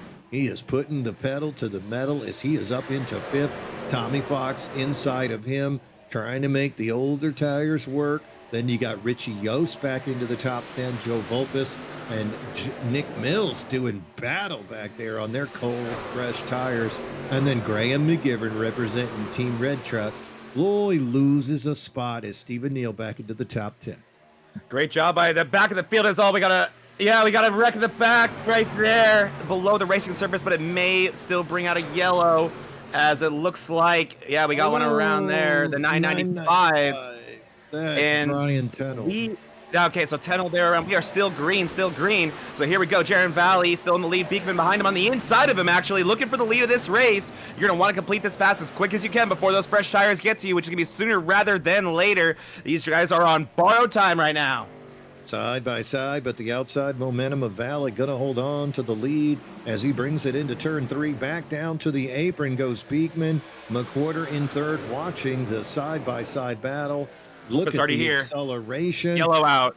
Buell in fourth, and Don't know. so the caution comes out, and it looks like Zach Beekman, up 10 spots, is currently in the lead. Wow. Insane by Beekman there, me and Gene. You know what he Gets gets?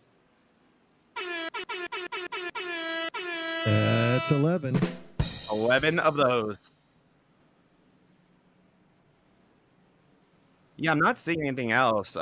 Talking about what we're seeing, and so I guess we'll just talk about what this last restart's going to be like, because it looks like that was a minor incident that brought out that last caution. I think it was what we saw happen with Tennell. I think he was potentially when he was re-entering, bringing out the caution there. So who were the two guys that still had tires? It was Fox and McWhorter, and it has not worked out for Fox down the 9th. McWhorter holding on to 3rd.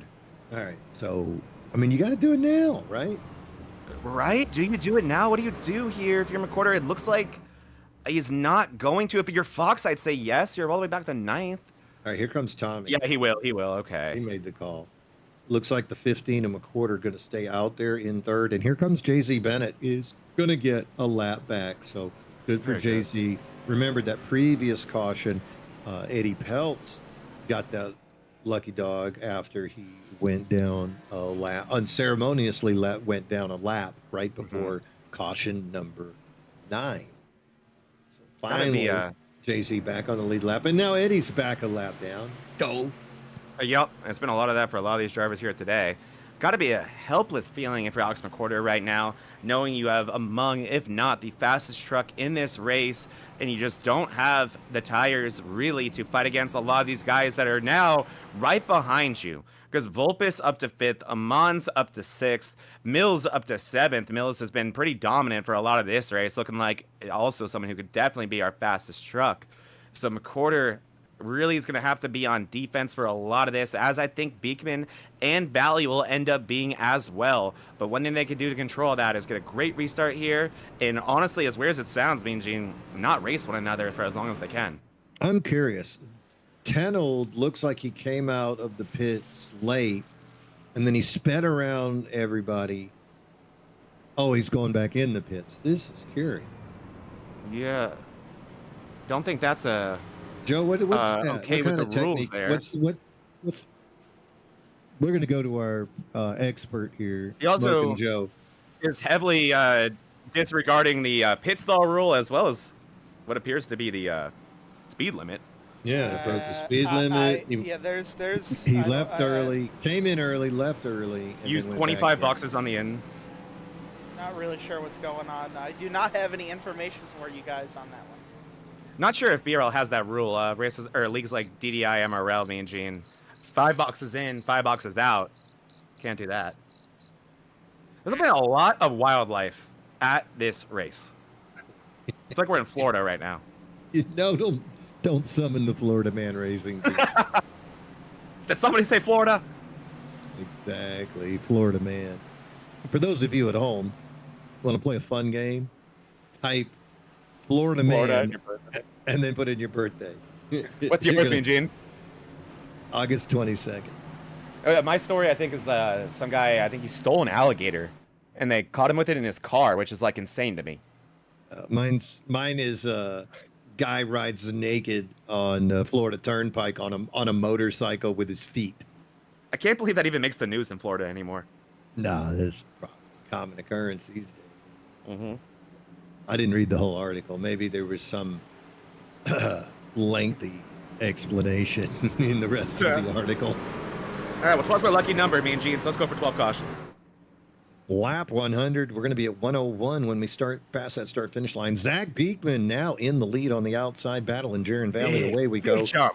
Great start there by the 195 as he's going to find himself 3 truck lengths ahead. Look at David Buell. He's at the quarter. He's at the door of Valley, making that second lane work. It's David Buell inside lane, Valley and McQuarter on the apron. And look at that. Valley slams the door on David Buell's advancement, as now Buell third truck on the outside. McQuarter got Mills behind him. Now McQuarter side by side with David Buell. Buell going to get a little bit of help as Volpus comes into the picture on that outside lane with him. Now it gets crazy behind Buell and McQuarter. Look at Mills and Volpus. Here comes Yost. Here comes Stephen Neal as well. Those 6 trucks, you could throw a blanket over them. And then here comes Team Red Truck. Oh, Buell down into Mills, side by side. It's 3 wide with Volpus, Buell, and Mills. Buell gonna back Buell, way no. off. Now he's 3 wide, though, with Nicholas and with the... Oh, who 29 the of heck Yost is right that? there. And that's a world of hurt for Buell right there, Mean Gene. From 1 3 wide middle to another. Those old tires not doing Buell any favors right now. And I know Volpus and Mills, they want to be patient, but it's 3 wide now, a time now right now, baby. You gotta go. You cannot be patient, especially when you're racing against what may end up being the eventual winner.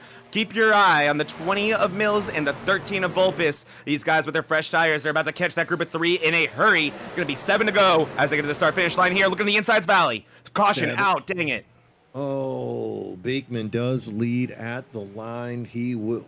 Be at the front on the restart.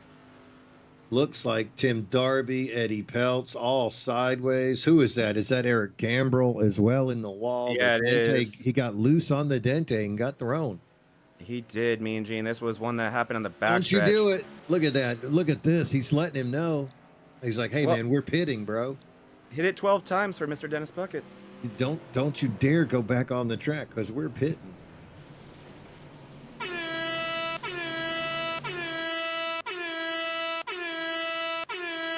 The Demolition Derby continues. 12. That's for you, Dennis.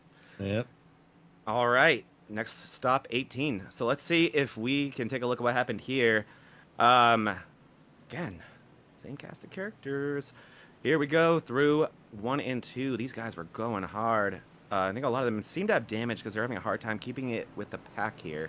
But looks like gonna be, I mean, nothing yet. It's gonna get real ugly though, Mean Gene. Get ready for the twist ending. Because here comes Eric Gambrell. Oh, and there's a wall there. If you're Peltz, you've Eddie's gotta be like, what is confused. happening? Yeah, What you've is- got to be confused.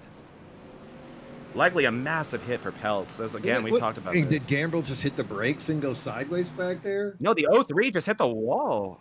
Oh, got Gambrell. Okay. Yeah, keep your eye on the 03. He's initially just inexplicably didn't get into the wall. And then I think the 89, yeah, gets into Gambrell. All right, go all the way back. Why did Tim get loose? Yeah, why did Tim... I don't fully understand what happened there. Go to that's TV Darby. One. TV1's good. No, let me just far chase it. I think it must be the damage. A lot of damage on that truck. I don't know. I mean, yeah. Oh, you're right. Smoke and Joe just talking about the rear end damage. You can see that spoiler very much not straight. That really makes these trucks unpredictable. Let's see what he was dealing with in the truck. As we take a look at this. Yeah, he's steering left, and she's just going right, Mean Gene. Oh, my. Can't put that one on Darby, as he was doing all he could to make that truck go straight. And then, like I said, it's going to be a big hit for Peltz. Those ones that you don't expect, that are pretty substantial, those ones actually do hurt quite bad on the rig, so I hope Peltz is good there. And big hit there for everyone involved as Darby, that truck maybe finally done for the day. One more hit for good measure at the end there. Owie, owie, owie. We are racing to lap number 110. We are on lap 105 at the moment.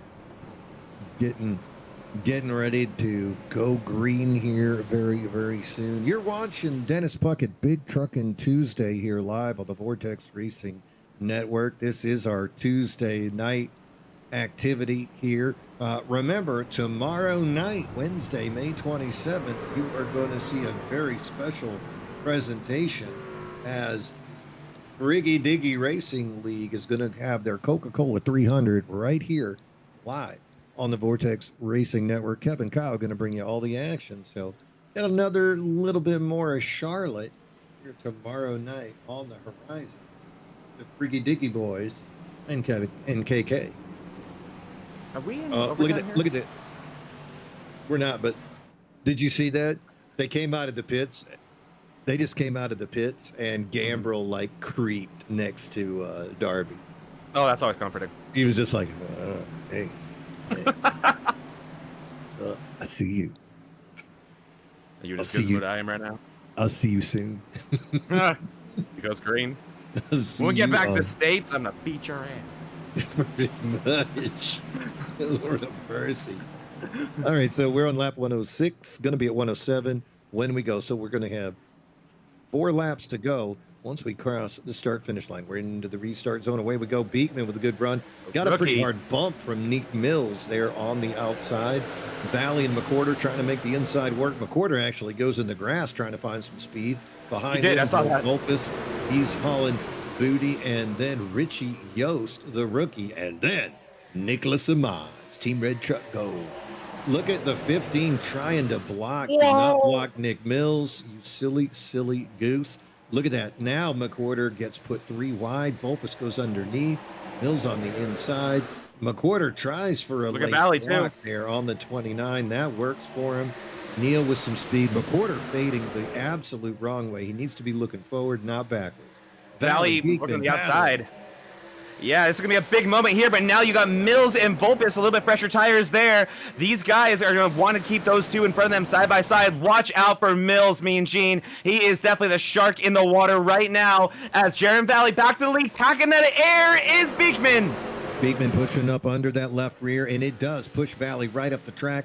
Takes it in the rear from Nick Mills, who was coming hard. 2 to go. Now, side by side as they go around. Gonna take that white flag on the next time around.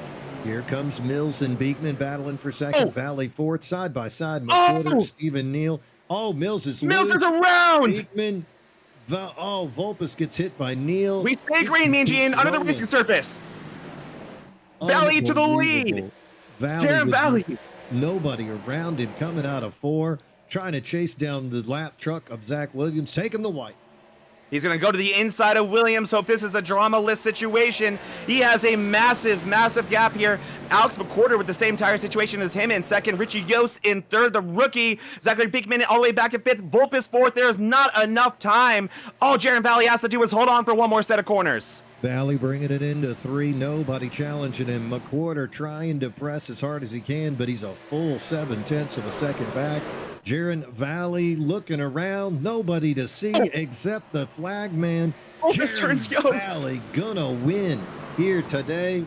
Oh, my goodness. Southern Drive 165. Alex McWhorter comes home in second. Joe Volpus going to join him on the podium. The rookie, Richie Yost, he got in a little bit of a fender bender there at the end. Oh, but hey, yeah. Going to finish fourth. David Buell has enough gas. He comes home in fifth. Hey, Team Red Truck, Nicholas Amons in sixth.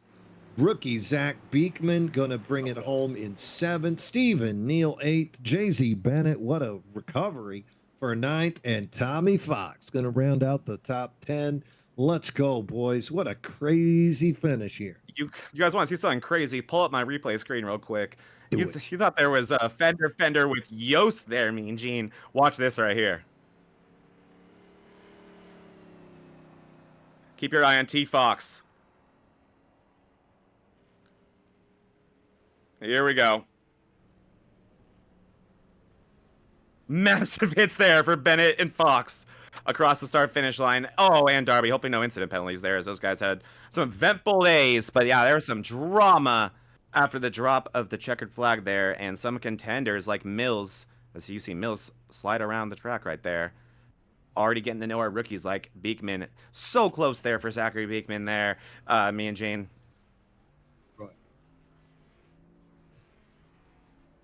Old Jaren Valley taking the win here today. Last week he finished third, so got to be happy now. 2 podiums, including a win. Great start of the year for Jaren Valley. Little surprise, no AJ Binish today. Oh yeah. But again, we'll see what he's got next week. And then Alex McWhorter wins last week and continues to be red hot as he comes home in second here today. But 2 of these guys, Valley and McWhorter, winning and then being on the podium. Joe Volpus with another great run finds himself third here today. Strong finish. Lots of interaction though. Yeah, and Yost not getting fourth. We talked about that fender bender, and we're actually just hearing now from Smoke and Joe that put him over the points limit, or I'm sorry, the incident points limit. So what that will do is it adds a lap to your finishing order. So 18th for Yost. I'll quickly play that here, so we can take a look at what caused that. And we're almost to start finish line, and Yost just does go down, and he does throw a block on Volpus. I mean, look at where Joseph Volpus is here, I mean, Gene. When they make contact here, Volpus nearly has 2 tires in the grass. And so look at where he's pointed. There's really not much the 13 can do there. And there he is, two tires in the grass, trying to avoid that number 9 truck with the 29 paint on the side of it. Gets into Volpus as well, but more importantly, for Yost, going to cause him a position right there. Going to cause him, quite a few positions, as it looked like Mills. Yeah, we're hearing that Mills may have been in something as well at the end there. Wow. Oh. So if Yost would have just let Volpus go, then he would have finished You would have finished fourth. third, No, he would have got fourth, maybe fourth. third if he Okay, wins the drag race. But he was gonna win the instead, drag race. yeah, he gets those points and Hmm. it kicks him down to And what here's did I say? 18th. here's the drama to end this race here, and this is between uh Beekman and Nick Mills going into 1 and 2. And this is to and yeah, so apparently these two working together in the same Discord chat. This is on lap 2, and this does, when they do make contact, it puts Mills below the racing surface, so no caution out for this, which I'm sure Mills, I mean, it was over at this point, but you see Beekman kind of just coming up really tight there. Russ into Mills. Normally that's not that bad. Really upsets that truck of Mills, though. And then into Beekman one more time. Vulpes there. Vulpes gets a little bit upset, or his truck does, I should say, into Mills, and then this hit was pretty substantial. Heartbreaker for Nick Mills. Had the tire advantage. He had to go for it, me and Gene.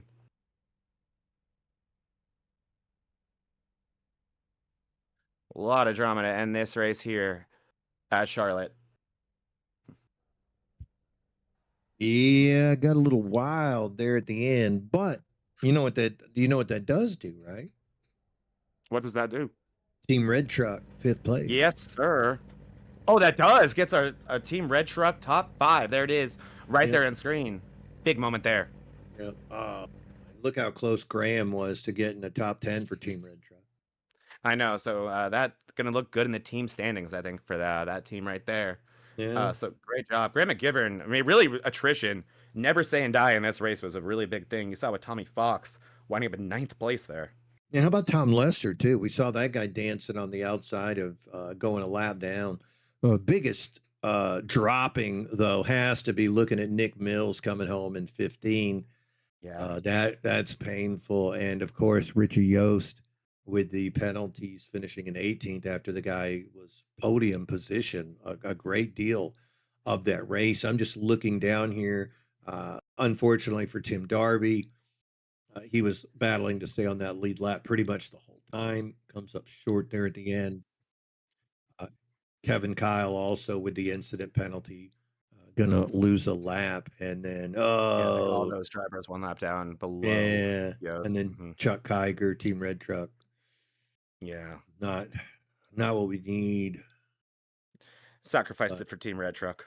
Sometimes you can do what you got to do to get on the camera, and a couple other guys, rough ones here today. We see Heath McDaniel out of Mail Hot, not the return that the Sharp Dress Man was looking for, and then David Brenner looking to make it more than 10 laps next week at Nashville. Yeah, that'd be a big. What's the over under on that? Oh boy, Nashville. Another very difficult track where I expect to see some early incidents. Hopefully they all watch that Fish Speed track guide that we posted today, so they can get some tips on that. Yes, sir. That is up right now. Went up live about 30 minutes before we did here. But that will be helpful for all these drivers here, even though that is a next-gen car. But Brenner, not with the numbers right now, anything close to indicative of just how fast the driver inside that 22 is. And meanwhile, let's go to the way too early playoff points. Now, remember, there's no win in your in. Okay, there's no win in your in. This is all about accumulating points. Top 12 drivers will go to the playoffs, but if there is a tiebreaker, if there is a tie, the tiebreaker is both guys go. We've seen more than one driver advance before. From being in a tie position. Now, you can see Alex McQuarter and Jaron Valley separated by 1 point. Behind them, that's Joe Vulpes, holds that 3rd place position, but he is only 2 points behind Valley, 3 points behind McQuarter. David Buell, this is the season of Buell, as we have seen, could have been top 5 last week at Kentucky when he ran out of fuel, does come home with the top 5 this so week. Much better.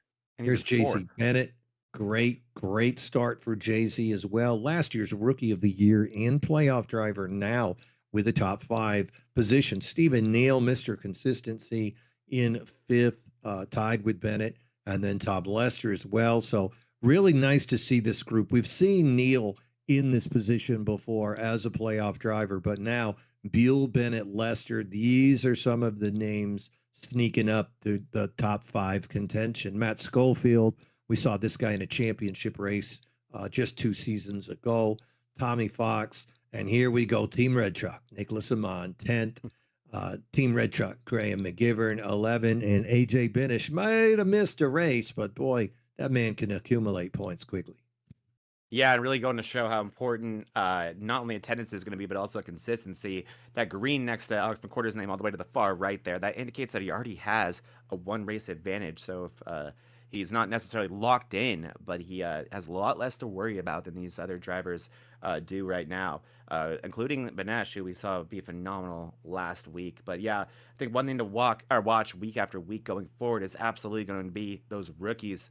Zach Beekman, we did not see him in race number 1, to my knowledge, unless I'm No, he's forgetting won. something. Yeah, he's won. So he was phenomenal today, coming away with even a worse finish than we expected, winding up in, I believe, 7th or 6th there after everything was said and done.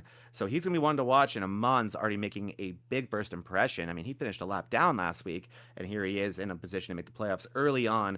And then drivers like Buell, and anything but a rookie is Buell, but to find him there in 4th place, that's even worse than he should be. He's been phenomenal in both races and has not gotten the finishes that he's deserved. So that is saying a lot. Buell looking phenomenal right now, really looking like he's found a new level of speed. Yeah, I mean, outside looking in, Zach Engel, this is a guy we've seen in a Final 4 race. Eddie Peltz has been in the Final 8 before. Jake Johnson, he's in the Final 8 for the Premier Cup right now. Beekman, 1 race, and he's only 5 points out of a playoff spot. Ferdy Annie, saw him almost win with that shootout with David Owens last season. Kyle Lynott, only 1 race. So the list goes on and on of drivers who can put together a little bit of consistency. And guys, we don't know what they can do yet. Lynott, Chris Smith, only 1 race each. Milliken, Dorsey, if he starts going full time. Nick Mills, only 1 race. So plenty of names. Eric Gambrell, back-to-back bad luck weeks for Gambrell. Do not expect him. He is not the number 27 driver in this league. Yeah, and I think one thing that we started to see become important here. I didn't mean to pick on drivers or anything when I was saying a lot of That's fun. characters. It is fun. Yeah. They do get mad at me sometimes afterwards. That's fun. Yeah, it is. But yeah, I need the really door unlocked in the booth. But I think it was just really where you were running in the field, especially a track like this, like we talked about before the race started. A thin place here, not a lot of places to go when those accidents do happen in front of you, makes avoiding them that much more difficult. And also the dirty air gets more and more compounded the further you are back in the field. These drivers really need to focus on their qualifying, on their hot laps, need to be starting these races in more advantageous positions to themselves. So when the trouble does happen, it's not in front of them. We saw so many drivers like McCorder, Mills, I mean, until the end there, Valley, all able to really avoid, Vulpes too, avoid a lot of that tomfoolery because it was all behind them for the majority of the race. So that's going to be very important with these bigger fields. 31 trucks here today. You don't want to be stuck from 15th on back there. So these guys are going to have to think about that. Again, check out those track guides. We show you some long run speed, and we show you how to do the hot lap. You know, you talk about qualifying. Also, like, where is your pit stall? Right. You know, you want to go to Dover and have the 35th pit stall? Exactly. You don't know. You got no time. You're going to come off that track. You're already going way too fast because your driving coach told you, oh, you don't have to come down till the last minute. Yeah, and then all just of a break sudden late. break late. And then you're on the outside and you got, you know, Eric Gambrell on the inside of you who's over there having a good time with Tim Darby. Good luck. You're going to get into that 36th pit stall right at that moment. Again, I say those names because Gambrell, if you have watched him race, is extremely proficient at making up time coming into the pits. Yeah. So, yeah, I mean, that's, you know, there's so many drivers that are really good at that. You know, you're running a 55 on your pit lap time thinking you did a good job, and then you see they got a 51. Yeah, exactly. And that know, really just hurts. Yeah, and you just lost 4 seconds. So the pit stall, very important. That way you have the freedom to come in as quickly as you would like. and then cruise a little bit above the line. Uh, yeah, for those of you racers watching this, hey man, don't drive through more than 5 pit stalls. Don't do that. Hmm. Don't do That's that. You'll not hurt cool. somebody. You'll Don't hurt a cut big crew don't member. don't cut the don't cut the track at the pit stalls at Bristol. Come on, bro. Or Go Phoenix. or Yep. Phoenix. Go all the way around the outside. No, Um, exactly. And yeah, but I mean, Gene, alluding to that you though. know what I'm talking about. You know what I'm saying. But yeah, like a great man once said, if you run with the squirrels, you're bound to catch a nut. And I think what Kyle meant when he said that, he's not insulting the drivers by them being squirrels. What he means by a squirrel is you're more manic when you're in the middle of that field. The driving is a lot more manic. It's a lot crazier. And oftentimes that's where the crazy things happen, coincidentally. Yeah, and it's what you see every time. And the air is just not clean. And you're trying to look, the outside's open, and you and 3 other guys try to go there at the same time. And Exactly. it's just a byproduct of it. But overall, exciting racing. Really glad that we got to do this race. A few more cautions than one would like, but I think that we can chalk that up to the track and those cold tires because it seemed to happen so often. We did see a few times of folks driving across other guys' hoods. And I think as the field gets more accustomed to being around each other, we should see that a little bit less and less. And you'll start to figure out, man. Don't think you're going to slide job Nick Mills, bro. What do Hmm. you know? You're going to pay. You can do that to some drivers, but Yeah. there's other guys, you know. And I'm not even going to say you could do it to Vulpes because at some point he's going to make an example out of somebody, and it might be you. No, I totally agree. And I think what you said just there about them getting to know one another is a big part of that. Even the driving across each other's noses, like we saw a couple times here in the backstretch specifically. I think that oftentimes happens because you're so used to driving with the same group, right? I know I've been definitely not a victim of it. I've been guilty of it a few times where, I'm pulling up next to somebody in a situation like that. And in my mind, for some reason, I think they're the same as a driver I've been around a million times before, and I think, oh, he's gonna let me in. I don't have the time to wait for it. I'm going now because I know he's Yeah. gonna let me in, and they're just maybe for that 1 second, I mean millisecond, that lapse of judgment, and you wonder, oh, wait, why did I get hit? Oh yeah, that's not the same guy I've been racing for years. That's a rookie. He doesn't know I was gonna do that. Crap. That type of thing happens a lot. The different red truck. Yep, different red truck. Exactly. That happens to all of us. You got your red trucks confused. Don't be doing that. Hey, want to give a shout out right here. One of the people watching this race, Sean, asking how you get involved with this league. Great question. What you do is you go to the Bonfire Racing League Discord, and from there you can reach out to the owner of Bonfire Racing League, David Buell. You could also get in touch with the admins in charge of Big Trucking Tuesday, which would be Matt Schofield or Stephen Neal. AJ Benish. Is there Any a of link to that these Discord 3 in the guys description? could help you. Also, big shout out to Stephen Neal tonight. I saw Stephen uh, Yeah. doing some admin work. I met Stephen at Texas, and he was felt like he was the admin that got to slide, not having to do the heavy lifting. But I did see Stephen doing some heavy lifting tonight. So bravo, Gotta enjoy it. Stephen. Yeah, good work out there keeping this thing moving as smoothly as possible during our 11, 12 caution. 13th. Oh, cautions. 12. My lucky number. Yeah, Can't during forget our that. Almost 12 lucky number caution. 13. Yeah, I think G Rose would have pitted 13 times. Cool. And then we're gonna drop that Discord link. I'll respond to that in the comments, and we'll start putting the description as well.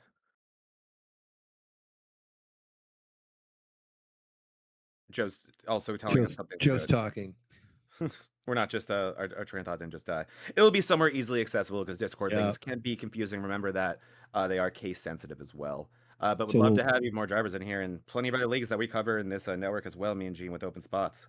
yeah, you only got a few weeks left of the Premier Cup. Um, so you can get in after, but that's not true. We did see somebody come in uh, last week. Arkham Monday's still open as well. They took There this you week go. off. 2 left in there. 2 awesome tracks. But yeah, even though they're close to the end of their season, they're still taking drivers. If you're under 2,500, much like this place over here, you can absolutely join that league. There it is on screen there. They race right at 5:30 Eastern, or at 5:30 Pacific. I'm being selfish here. 8:30 Eastern.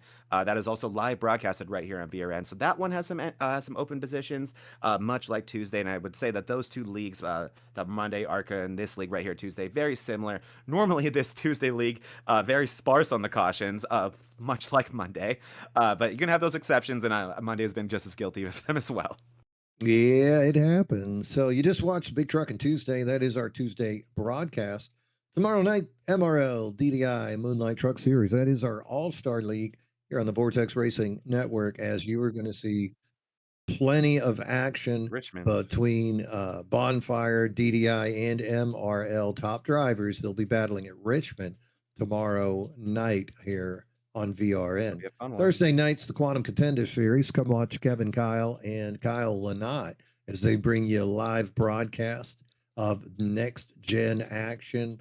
Sunday, it is the round of 8 as they will be coming at you from Nashville and back to Monday, where we have our doubleheader, the DDI ARCA Series in the Monday Night Mayhem, ARCA and Cup Racing live back Championship. to back right here. And yeah, it's going to be a little championship action on Monday night. So you're going to want to check out that action. Best way to do that, make sure you're subscribed. True believers, I know that you're subscribed, but it's time to spread the word. Go out, tell them about the lore of the Vortex Racing Network.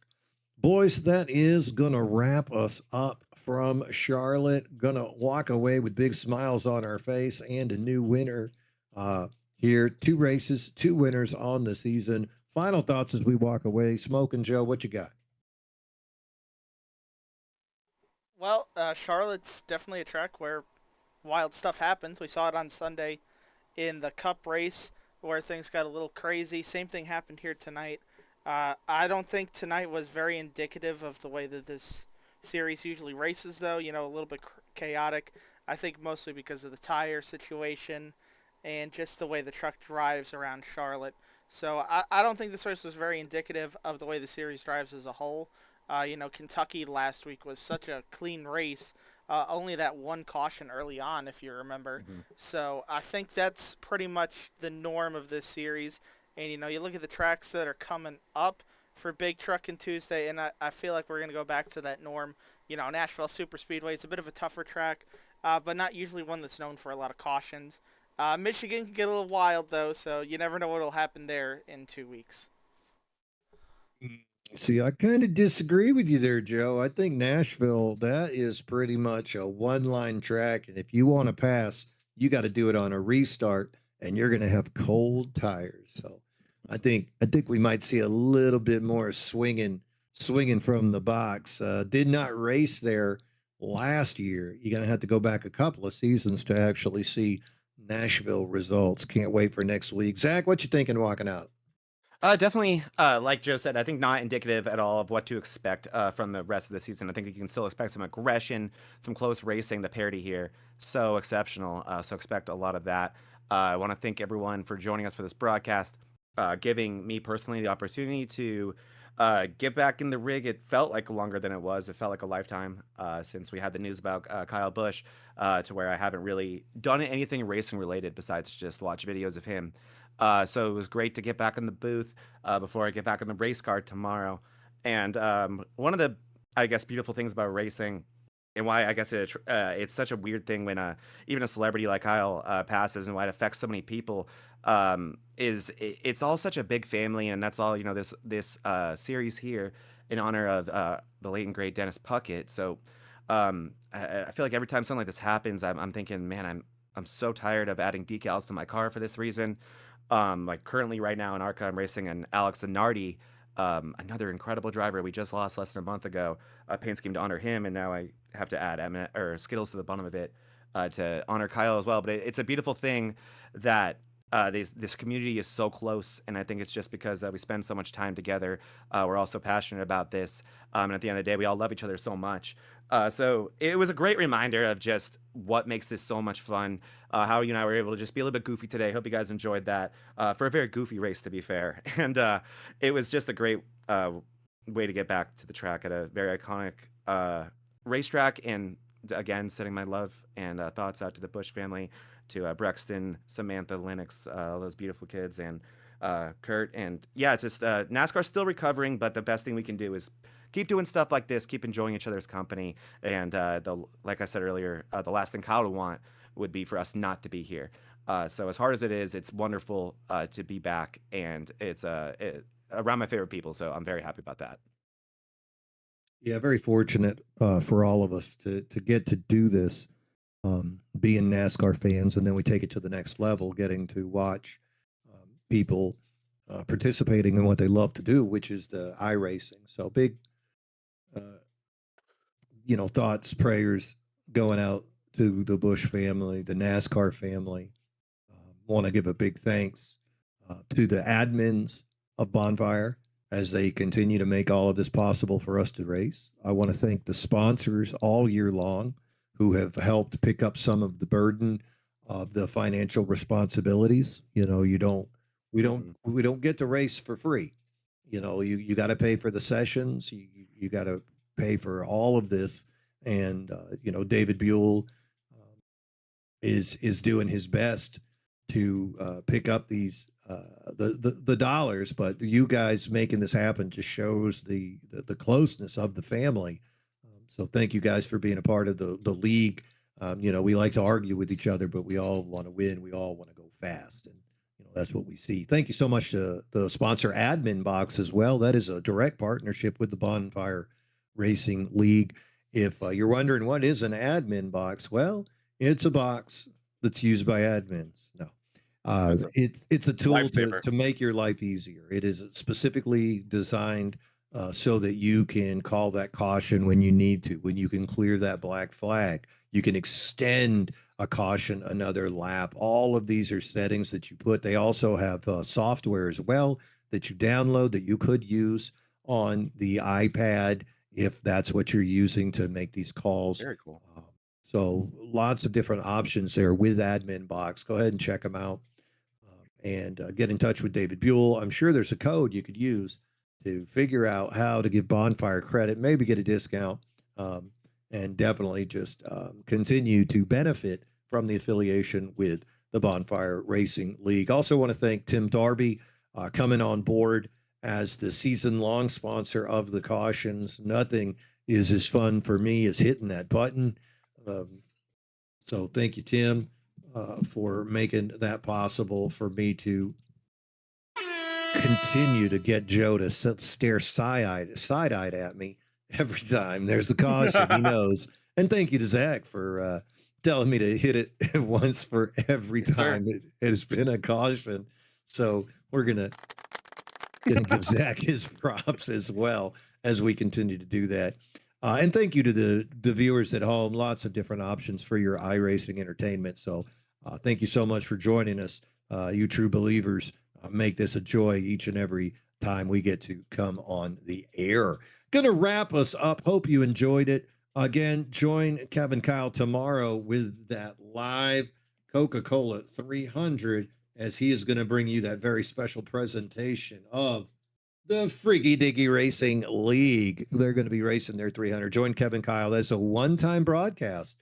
So very special event for those boys. And then afterwards, of course, we will be broadcasting the MRL DDI truck race. That's going to be super exciting as well. So join us tomorrow. On behalf of myself, Mean Gene Money, my partners, Zach Panzarella and Smoke and Joe, it's been a pleasure to bring you this presentation. Have a great evening. And as always, bottoms up and hammer down.